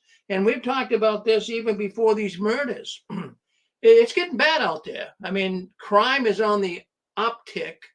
But even in the world of Jehovah's Witnesses, things are crazy that's going on. Now, this 15-year-old boy, let me give you the skinny on this. First of all, let me play the clip. Let me play the clip. If you're on YouTube, you're going to see it. If not, you'll hear it on our radio network. So let's play the clip. Let me make sure everything is plugged in and ready to go. So I'm going to share this here. This is from the news station out there. Let's play the clip. Neighborhoods for his church. The suspect on the run is 15 years old. Illinois' governor is set to give his budget address later this week. Many lawmakers, including Democrats, wonder if it will include scaled-back spending. And gas prices continue to drop in the state line. The reason you shouldn't get too used to it. Good evening. I'm Mimi Murphy. And I'm Eric Wilson. Police issue an arrest warrant for a 15-year-old in a weekend murder. On Saturday, just before noon, Rockford police were called out to 7th Avenue near 9th Street. They found a man shot to death in his car. The victim was 54-year-old Miguel Perez. According to witnesses, he was shot waiting in his car while family members and friends knocked on neighbors' doors. The family are Jehovah's Witnesses. Jess Lipson spoke to someone who lives in that area. Jess, what were you able to gather?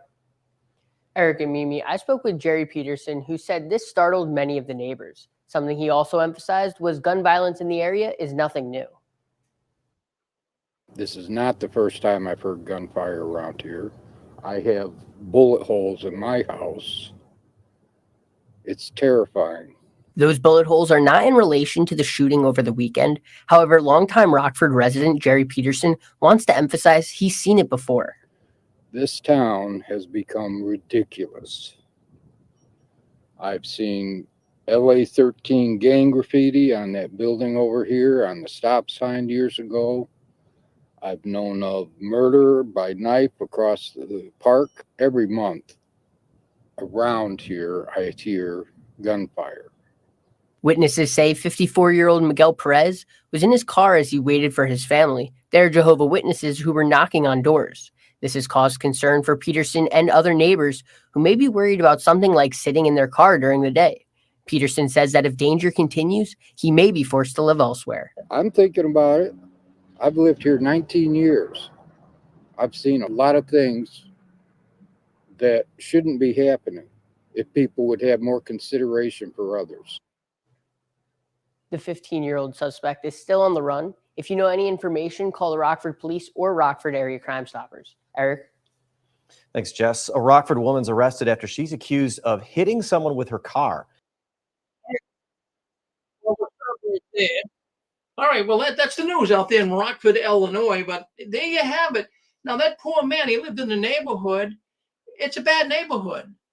And so people are worried, geez, I'm sitting in the car, somebody could go by and shoot me, but that happened. But you know, we don't like to hear of anybody dying. I'm certainly not in any way making fun of it.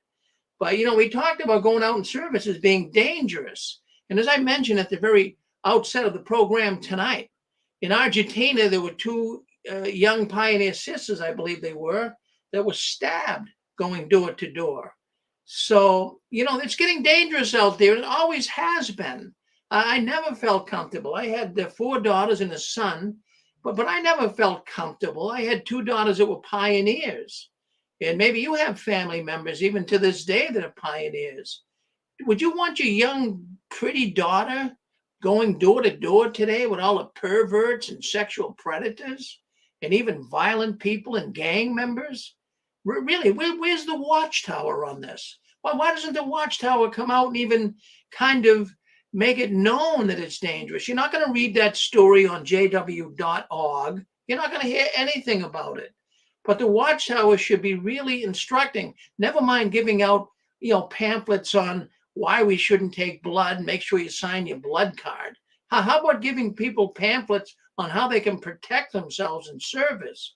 Really, I've heard so many cases since I've been doing this program of how dangerous it is to be out in the service, knocking on doors as Jehovah's Witnesses and people inviting you in. Well, would you now think about it? This is 2023. So you're walking down your street, you don't know a man or a woman from Adam, so you knock on their door. Well, come on in. Years ago we would do that and not even think of it. I would be very cautious today. Someone says, "Oh, come on in, Mr. Ferrin." Oh, I don't know. I really don't know what their ulterior motive would be. I don't think it's to study the Bible. I think they might try to rob me or kill me. I don't know. And if you're a woman, you'd have to worry about being sexually molested, especially if you had children. So how comfortable could you feel going door to door today? I mean, let's get real. I'm not just whistling past the graveyard here.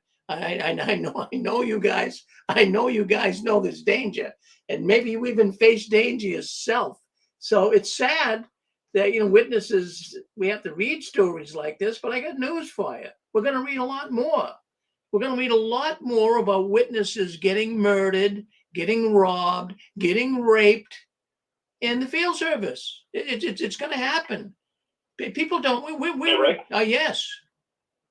It's Eric again. If I could just add a point to your story about not being safe in the ministry. Sure. Well, I was a pioneer in my younger days, and there's a story that went around the hall, and I know these 2 men personally. One of them passed away, but I know these guys personally. And one of the men was a pioneer back in the 70s or the 80s. I'm not sure which time period, somewhere around there.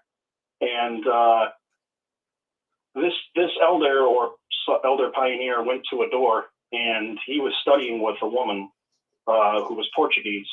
Now, this is in Rhode Island. Now, her husband is Italian, and her husband, who is now an elder today, I believe he's still an elder if he's still alive, but he before he was in the organization, he was in the mafia. Well, he was associated with the mafia. He never was a made man, but he was telling his associates what was going on, that a man was coming by studying the Bible, and they were ready to break his legs to make an example of him. And at the last minute, the man said, "Nah, forget it. He's harmless." And then he ended up getting baptized himself too. But this is a true story, and I worked with the guy that was the elder that was in the mafia, and he told me to this day he shrugs it off, the other guy, the other elder. But he goes, he has no idea how close he was to getting his life destroyed, of never having his knees ever again. And this is the reality, and that's back in the 70s and the 80s, and now things have gotten worse. Imagine if he would have known that Jehovah's Witnesses were a cult. What would have his decision been if he could have Googled it? Wow. But I thought I would share that with you. Well, that's a good story, Eric. That's a good story. Well, thank you for sharing that with us. We always appreciate it. Thank you, Eric. Yeah, no worries. Thank you. Yeah, there you go. Yes, go ahead, Kurt. Yeah, real quick.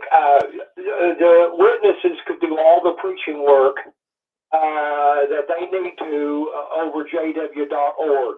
The door-to-door work, in my opinion, is outdated.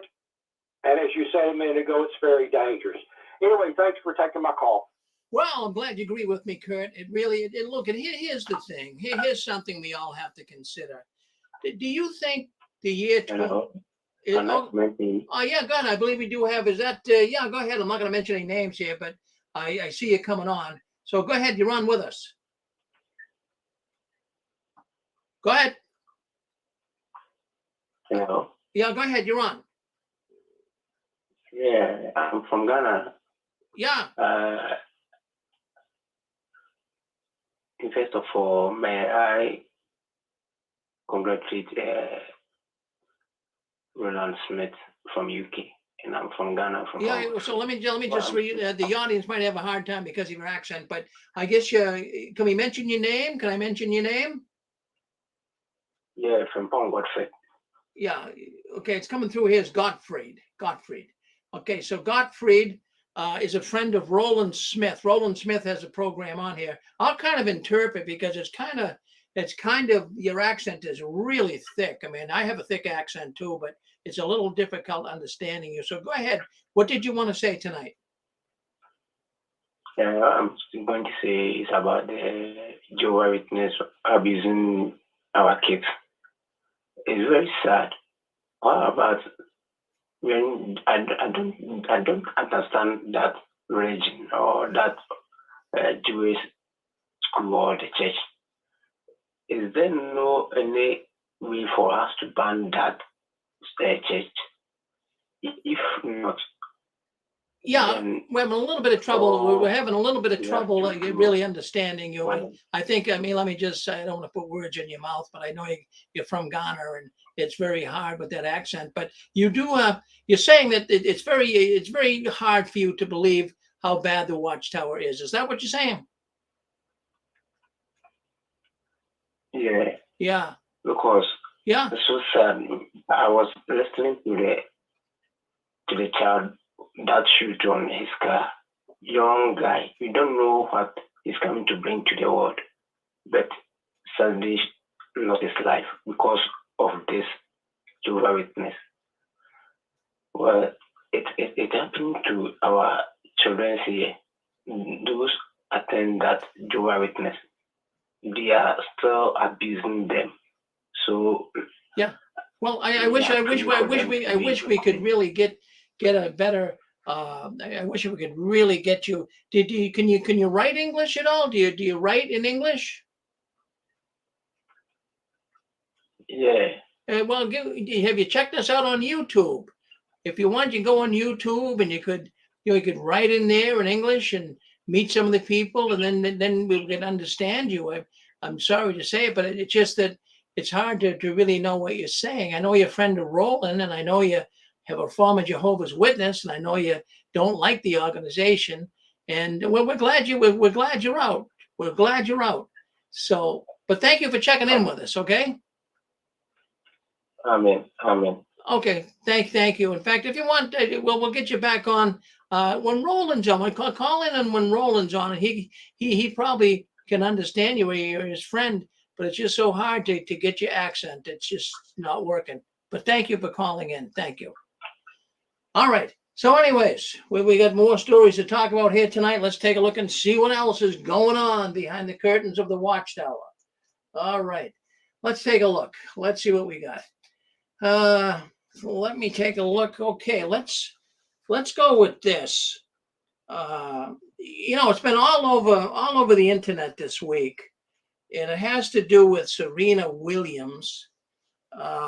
She did a couple of ads. We watching the Super Bowl, and by the way, the witnesses were out. I had some pictures. Let me see if I have the pictures still up here of some sisters, women at the Super Bowl out there in. See if I have the pictures still here. I'm not sure I still have them up, but let's take a look. Okay, yeah, I'm going to put this up right now. I'm going to share this with you. I want you to see the sisters. Now, hold on 1 second. Just give me a second here to share this. It just takes a second to do it. So I'm going to go over here, and I'm going to share the screen. And you're going to see some pictures here of sisters out in service at the Super Bowl. So I'll share that. Well, you should be able to see it there right now. I think it's on your screen.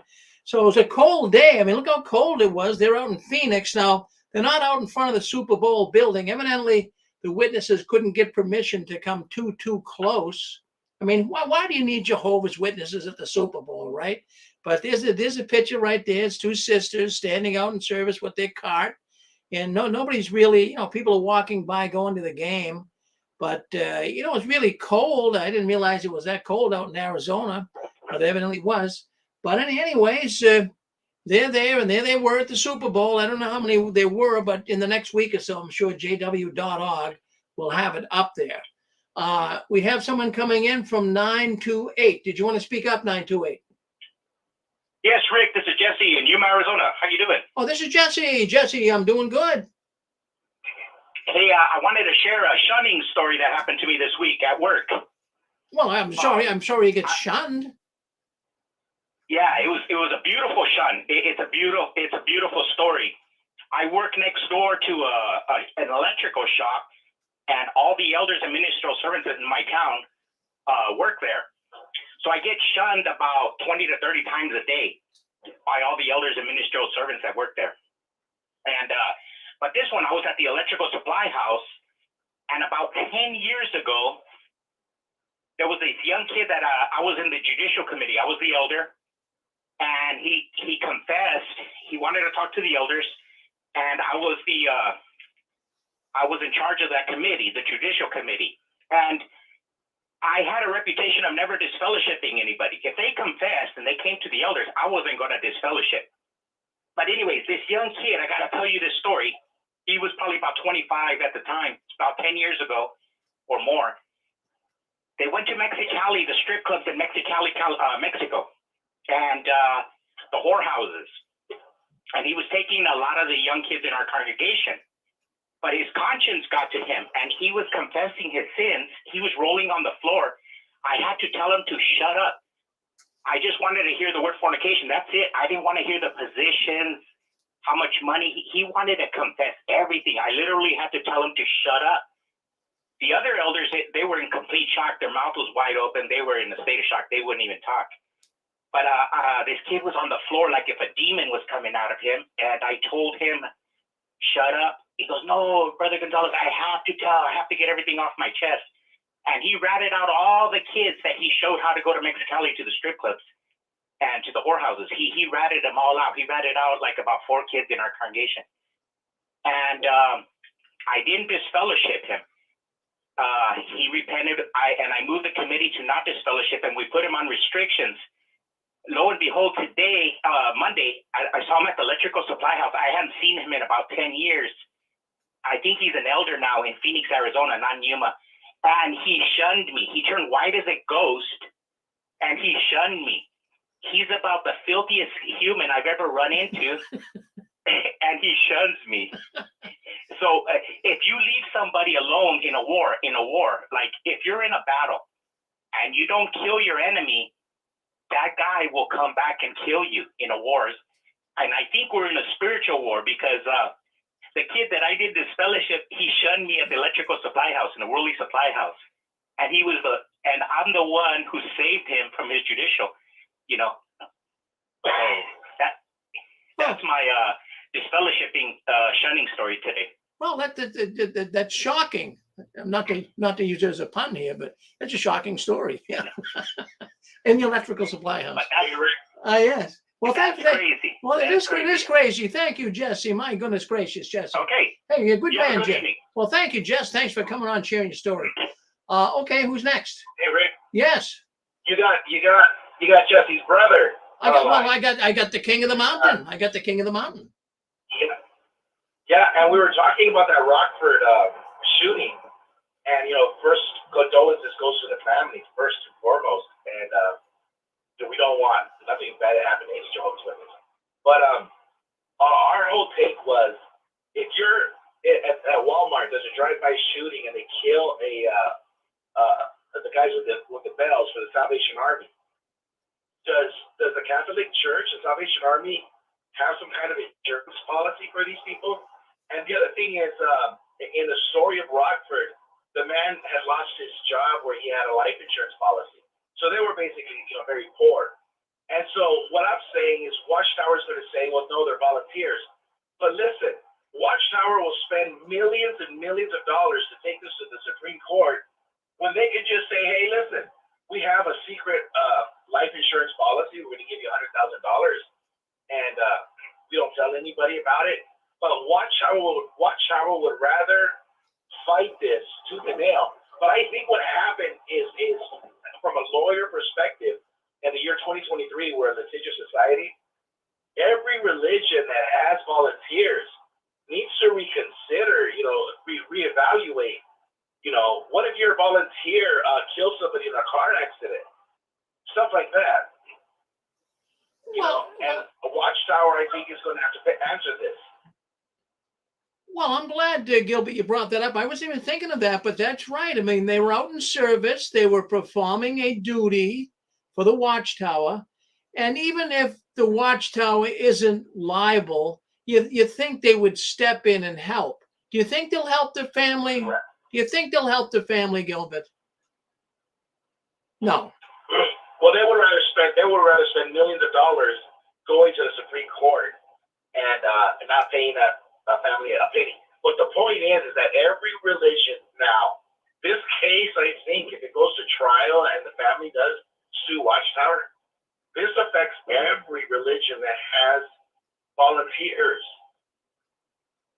This is because what if your minister is a volunteer and he's a music teacher and he's driving to a school and he gets into a car accident and he dies? Well, the school's on the hook. You can't. Or somebody's on the hook, and this is the point. This will eventually, I think, the churches are going to have insurance policies on volunteers, and it's not that expensive. It's not that. That's the point. It's not that expensive.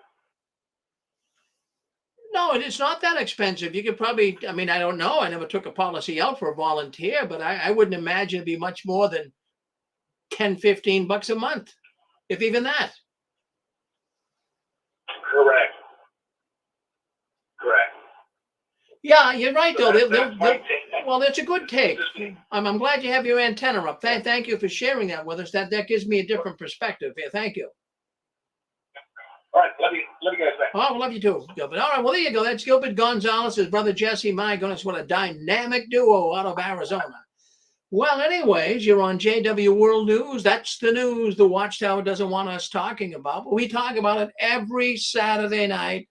We have not missed a Saturday night in 17 years. Do you believe that? 17 years we are here because you are here.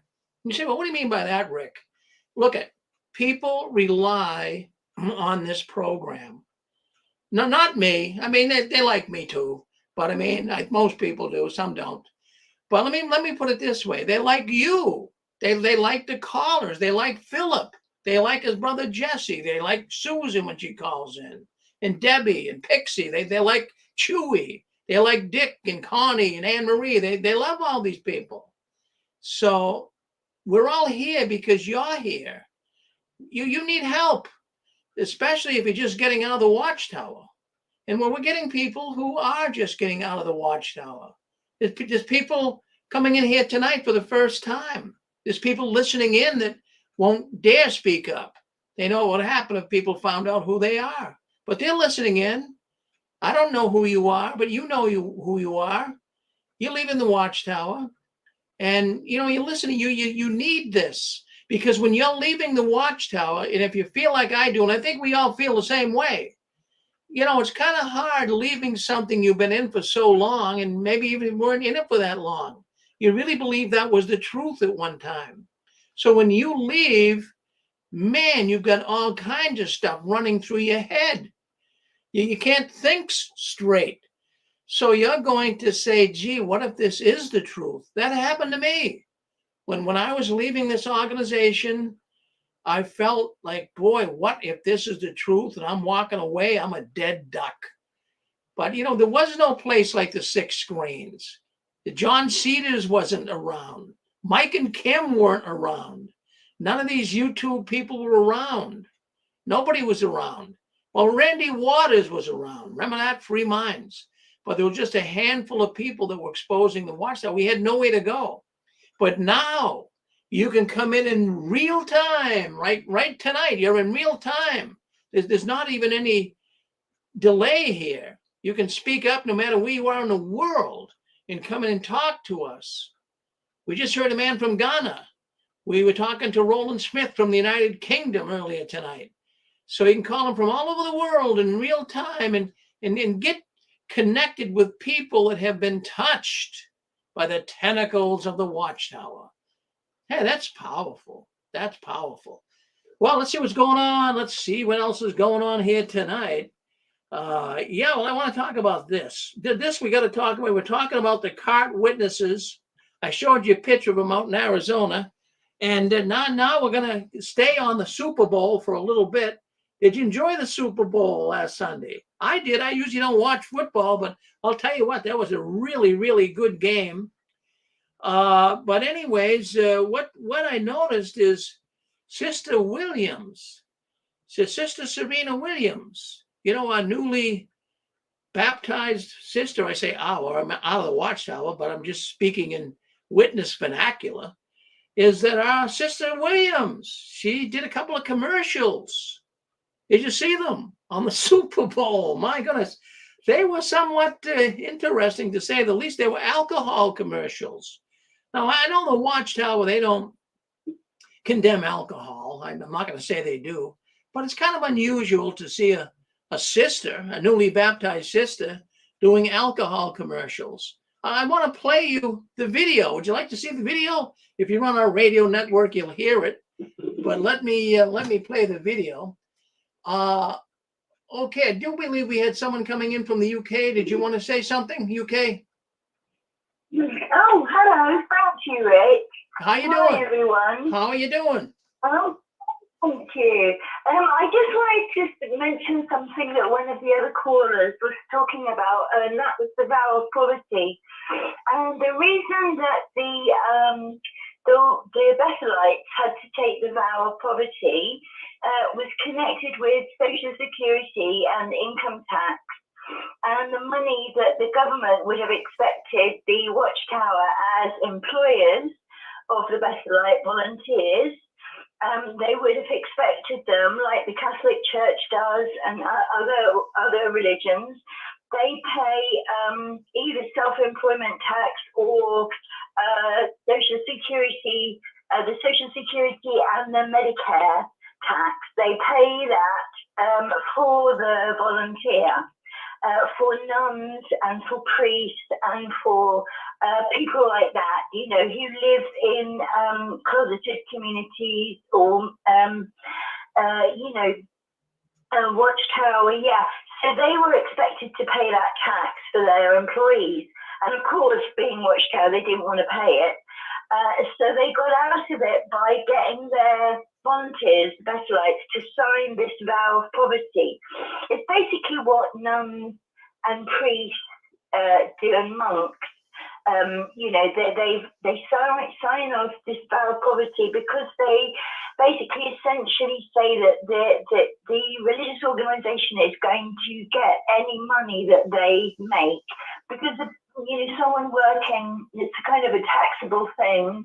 The government sees them the work that they do as it should be a taxable income, but because it's a religion, it isn't seen that way. Nevertheless, they're still expected to pay their Medicare tax and Social Security. In Britain, it would be national insurance, but they get out that by getting them to sign this vow of poverty. Now, most, as I said, most other religions, they pay that Medicare tax in America, they pay national insurance in Britain and, you know, in other countries, but Watchtower doesn't.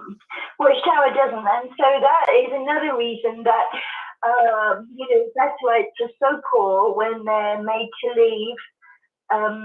You know, they're made to leave and they don't have anywhere to go. They also haven't been paying national insurance contributions in Britain or Social Security contributions in America. So that leaves them in another bad situation. Yeah, that's just what I wanted to mention. Well, thank you, sister. Thank you for always checking in from the UK. We really appreciate that. Thank you very much. Oh, okay, well, there you have it. I mean, so she's showing that, the Watchtower gets away without paying these taxes. The same thing here. The Bethelites, as we mentioned earlier, Susan called in and mentioned that the Bethelites, they have to pick up insurance from the state. The Watchtower doesn't give them health insurance. They have to get it from the state, because they're below the poverty level. They get it for free, but they get a New York State health card. So the Watchtower gives diddly squat. But anyway, the point I was trying to make is with Serena Williams. Did you see her on the Super Bowl? Oh, my goodness. It was just totally, that seems to be the big buzz that's going on this week all over the internet. Now, look, I don't want to, here's the thing I'm not going to do. I'm not going to do this. First of all, I'm going to acknowledge that Serena Williams was a champion tennis player. There's no doubt about it. Probably one of the best, if not the best, tennis players, women tennis players of all time. So I acknowledge that. I'm not going to pick on her for the years that she was unbaptized. You can't. Why would you pick on an unbaptized witness? You can't. I mean, they never really fully committed themselves. If anything, even the organization, relatives of unbaptized witnesses, they kind of love an unbaptized witness because they can continue to witness to them until they get baptized and they can't count their time anymore. But that's another story. The point I'm trying to make with this is all the time she was an unbaptized witness, fine, dandy, do what you want. But wait a minute. She just got baptized a month ago. She's now a baptized, card-carrying, time-reporting Jehovah's Witness. Now I can pick on her, even though I don't like to. But I think in order to justify what's happening in her world, I have to expose it because other witnesses are not treated the same way that Serena Williams is treated. I think it's unfair. Now, also I'm just going to tell you another thing. This Reddit, you've heard of me, you hear me say Reddit, callers call in, they say Reddit. Do you know what Reddit is? Reddit is an online chat room where people post comments. And now Reddit's big. It's big. It's not just comments about Jehovah's Witnesses. They have comments about a lot of things. And one of the founders of Reddit is Serena Williams' husband. Now, if you were a Jehovah's Witness and you now are against people who are against Jehovah's Witnesses, right? They're apostates. You don't want to be around them. Wouldn't you want to get the witnesses off of Reddit? I mean, you just say, honey, get rid of that. They're exposing the Watchtower. She should be saying that. I mean, I hope they don't. I mean, I want to see Reddit around. Reddit's a good site. I get a lot of information from Reddit. But, that's something that she should be paying attention to. You got a whole bunch of apostates on her husband's forum, number one. Number two, let me explain this to you. Now, a beer commercial. Now, if she was questioned by the Watchtower for that beer, it was a beer commercial and a wine commercial, alcohol. Yeah, alcohol. So if she was questioned by the Watchtower, she could say, well, I made those commercials before I got baptized, so would you cut me some slack and play them? So I'll cut her some slack. But friends, the point I'm trying to make is she is going to get away with murder. Well, I told you before, she has more followers than the Watchtower. She has 15 million followers on Twitter. How many followers do you think Gary Loesch has? Or Tony Morris? How many do you think? Not that many, I'll guarantee you. So, I mean, she's more popular than the governing body. They're going to listen to what Serena has to say. So there's nothing wrong, in my mind, of doing a liquor commercial. In the Watchtower's mind, there would be, I guess. But, if she was just an ordinary member, she would be spoken to and possibly even disfellowship. Let me play you the commercial. I'm only going to play one for the sake of time here. But let's play the commercial. Watch a commercial. Listen to the commercial. I think you'll find it very fascinating. Let's play it. I don't know what to say, really.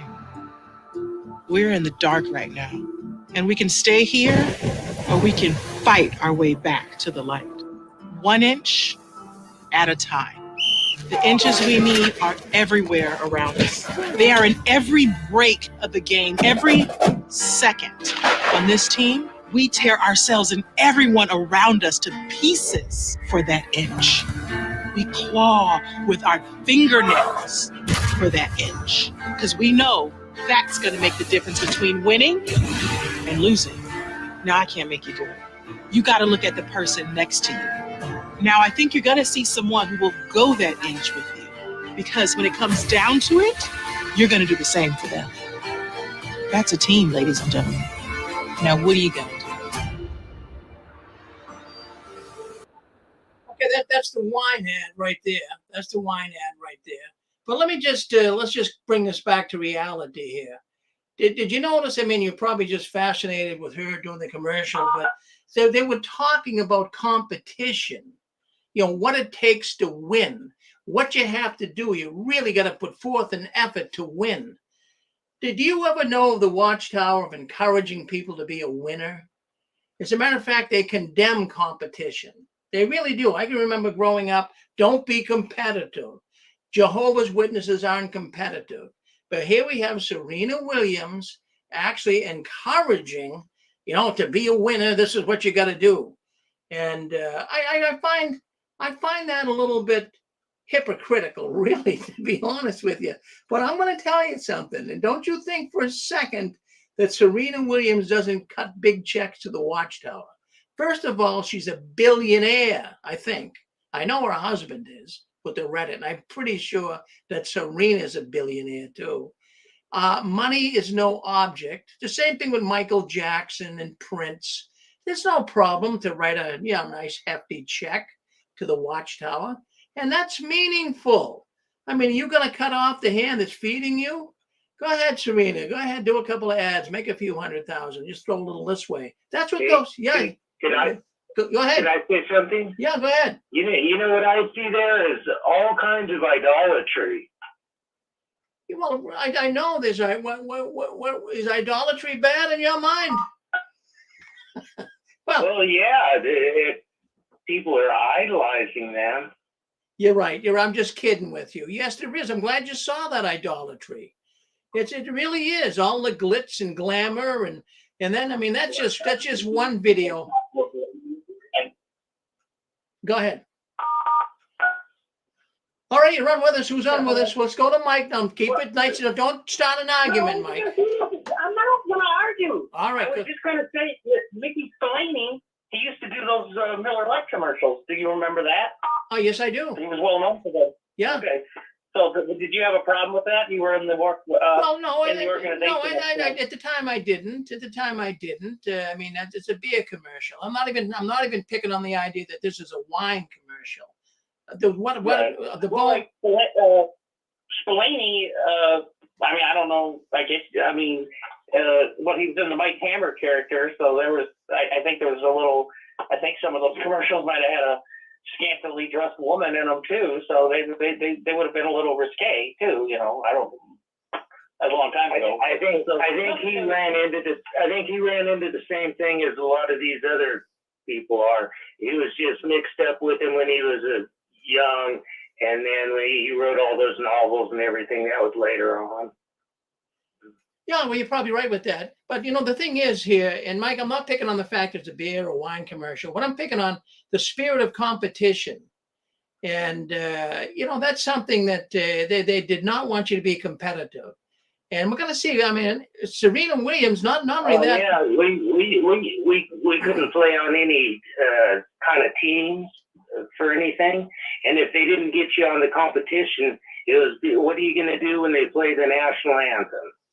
Exactly. Or Pledge of Allegiance before games. What are you going to do? Yeah. You're going to be the only one sitting on the bench? You're going to stand up, not stand up? You know, when you go to football games, if you want to find the witnesses, during the national anthem, go out. They're already out there in the hallways trying to go to the bathroom. Yeah.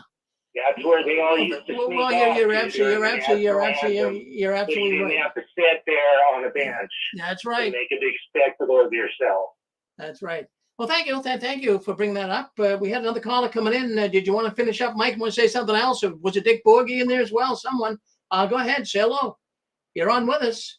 Yeah, spirit of competition. That's certainly. But you know, it was all over Yeah, the. Rick. Yes. Hey, sorry to call again. It's Eric, but this topic hits me, and I was wondering if you were going to touch about Serena. Is because when I was a kid, I don't know if you remember Star Wars. George Lucas, when he owned it, he re-released his original movies, but he added scenes to it, and they went to the movie theaters. And I promise this has a point. But us kids and an elder and a ministerial servant, we all dressed up for it, and we went to the opening event for it, and everybody, the elder was Obi-Wan Kenobi, and the news came by, the local news, and they shot us, and he was waving his lightsaber. Well, he got brought into the elder's room, and he almost got removed for it. He didn't. But then they're gonna make a big deal about basically a costume party, but then to a guy who's an elder. But this woman is a public figure to Jehovah's Witnesses, and she's doing beer and hard liquor Remy Martin commercials. I mean, that ticked me off. I bled, sweat, and have tears from this organization, from being a born-in, from doing LDC work, from being a pioneer for a year, from giving it the best I could, being disfellowshipped twice. And this person can just walk right in and gain salvation. If that doesn't prove not so much hatred towards Serena Williams, but hatred towards the policies that they have, and like, where in your right mind does that ever work out? If God says he doesn't forget your good works, but Watchtower does. Sorry for the rant, but I thought I would tie that in. Well, Eric, that's not a rant. That's a story to tell, and that's good you can tell it. Listen, we all have stories we can tell. Man, I'll tell you, after 17 years, it's just amazing what we can say about the Watchtower. But the thing is with Serena, she's going to have to calm down now. She's going to have to stop it. Even if the Watchtower says, fine, get over it, she's going to have to stop it. But then I'm also noticing there was another commercial. She had 2 commercials on the Super Bowl. Then also, they have a video of her going to a Super Bowl party with a bunch of look like rap stars. So, you know, someone's going to have to talk to Serena. Sister Serena, you're going to have to go in the back room. Someone's going to have to talk to you. But because she's not, I think the Watchtower's tough enough to talk to her, but maybe they like the money better. I don't know. Well, thank you. Thank you very much for coming in here tonight. Any other thoughts we have? We're going to be shutting down here shortly, but we're so glad you guys could come in and be with us tonight. My goodness sakes, we love to talk about what goes on. And what I'm finding is the more we go downstream and the more that I've been out of the organization, and I'm finding more and more people are leaving today than ever before. And it pleases me. I mean, I'm looking, and I've got 6 computers, actually 7 computers running here, and I'm trying to watch them all at the same time. From time to time, we get intruders coming in. But we're on a number of networks. We have our own 6 screens video suite, and where people come in, and it's like a little private suite that everyone's welcome to come into. And we come off all of these different platforms, so I have to kind of keep an eye on them from time to time. Things don't go as smooth as I would like, but you know, we have a phone line hooked up to this whole system as well. And so far, it went off pretty good tonight. It really, really did. Sometimes we have some snafus and technical issues, but when you're doing a live show, that's what you're going to get. You see that even on NBC and CNBC. And even sometimes they have trouble with communication. But tonight, boy, the sound from the people calling in, everything was good. So it's getting better. I'm very, very pleased. And what I'm going to be doing too, because people like the news, they love JW World News and bringing you right up to speed. We're going to be coming out very shortly with just a small segment on YouTube. It's not going to be any more than 6-7 minutes. Because, you know, when people get into YouTube and listen to what we're doing, some of our programs go on for, well, the Pasta Babe at night, she comes on late at night. She sometimes spends 10 hours on YouTube. So, you know, people, they watch YouTube videos that are, 5 minutes, 10 minutes, 20 minutes. But, you know, they look at us and they go, geez, I'm not going to listen for 5 hours to these people. But they do anyways. I think it's amazing that we have that many. And I want to thank all the listeners and all of those who watch us on YouTube and the video suite and on Facebook as well. We're off Facebook for another week. We'll be back on Facebook next week. They took me off because of one of the programs we had, The Big Picture. Jimmy Bell and his crew, they were talking about things that Facebook Zuckerbucks didn't like. So they took us off, put us in jail for a while. But I'll be back. I'll be back on YouTube next week. So we'll be back on, back on Facebook next week. So I'm looking forward to that. But yeah, you have to be careful. We can't talk about certain things. But we also, I did get a server, a supersized server here that I've been working with. And we're developing our own private little network where nobody can shut us down and we can just talk forever and say whatever we want. But, you know, that's way downstream. I do have it, though, in my possession, and I've been working on it. And we have the capabilities. It's a powerful, powerful unit. So we have the capabilities. And what we're doing is we have this. And what we're doing is we're putting all of the programs we ever did on the 6 screens. So they'll be available going back even 14 years ago in some of those controversial programs. Right now, we don't have it all up where you can see it, but we're going to have all the programs we ever did, and it's going to be up on this service. So we're looking forward to letting you know it will be there, and any calls you want to go back 18 or 17 years ago and listen to some of the things that were said back then. Because as people are getting out of this cult, they want a little timeline. They want to see when things really started getting ugly, and they are getting ugly right now. Now, we have got coming up here next, we got Fran and Joe. They have a program called The Outside Picture. They're going to be coming on next. They had a guest coming in that was a behavioral expert, and I say expert. The woman has written to me. As a matter of fact, she lives here in Massachusetts, but she got sick. And she will not be on tonight. She will, I'm sure, come on another time. But we do have another guest coming on. Joe and Fran have lined up. So stay with them. They'll be coming on in about 5 or 10 minutes. Now, Fran and Joe, they just got out of the organization a year or so themselves. And we're so glad to have them part of our network now. So we're looking forward to that program coming up. Now, Fran, just a few reminders. There's no 6 screens tomorrow. Well, what we do is every other Sunday, we do a 6-screen Sunday. Now, as you notice, on Saturday night, we do not talk about any spirituality. We don't get into the scriptures. We don't get into preaching or anything like that. Because what we find, there's so many people leaving the Watchtower that have been so hurt, so spiritually abused, that as soon as the Bible's brought up, or scriptures, everyone starts heading for the mountains. So we don't, in Saturday night, we don't really get involved in scriptures. After midnight, things do get a little more scriptural. But the point would be, every other Sunday, we have a day where we focus on spirituality. And well, what do Jehovah's Witnesses do for spirituality when they leave the Watchtower? Oh, we have some excellent programs, not tomorrow, but beginning next week at 12 o'clock, Cult Busters. And, well, you've been watching on the news with those Christians. I forget where it was now. It was in Kentucky somewhere, I think. I'm not sure. But Chad's going to be talking about that. And then we have people come on and give their testimonies and how they left the Watchtower and what they believe today. It's a fascinating Sunday. So join us next Sunday beginning at 12 o'clock. Now, the other thing I wanted to say, if you guys enjoy the program and you would like to subscribe to YouTube, at least this particular program, go ahead and subscribe. And what that will do is it will open up the algorithms at the YouTube company where more and more people will be able to see it. And it's not for monetary gain here. There's no monetization. These YouTube videos we're doing are not monetized. So, you know, it's not monetary gain. I'm saying, go ahead, please subscribe to my YouTube channel. I'm not saying that. I'm saying subscribe so we can get more people to listen in. More people who would love to hear what all of these people who are getting out of the Watchtower are saying. So if you like what we're doing here, subscribe to our channel. And I always mention, don't send any money here. It is not about money.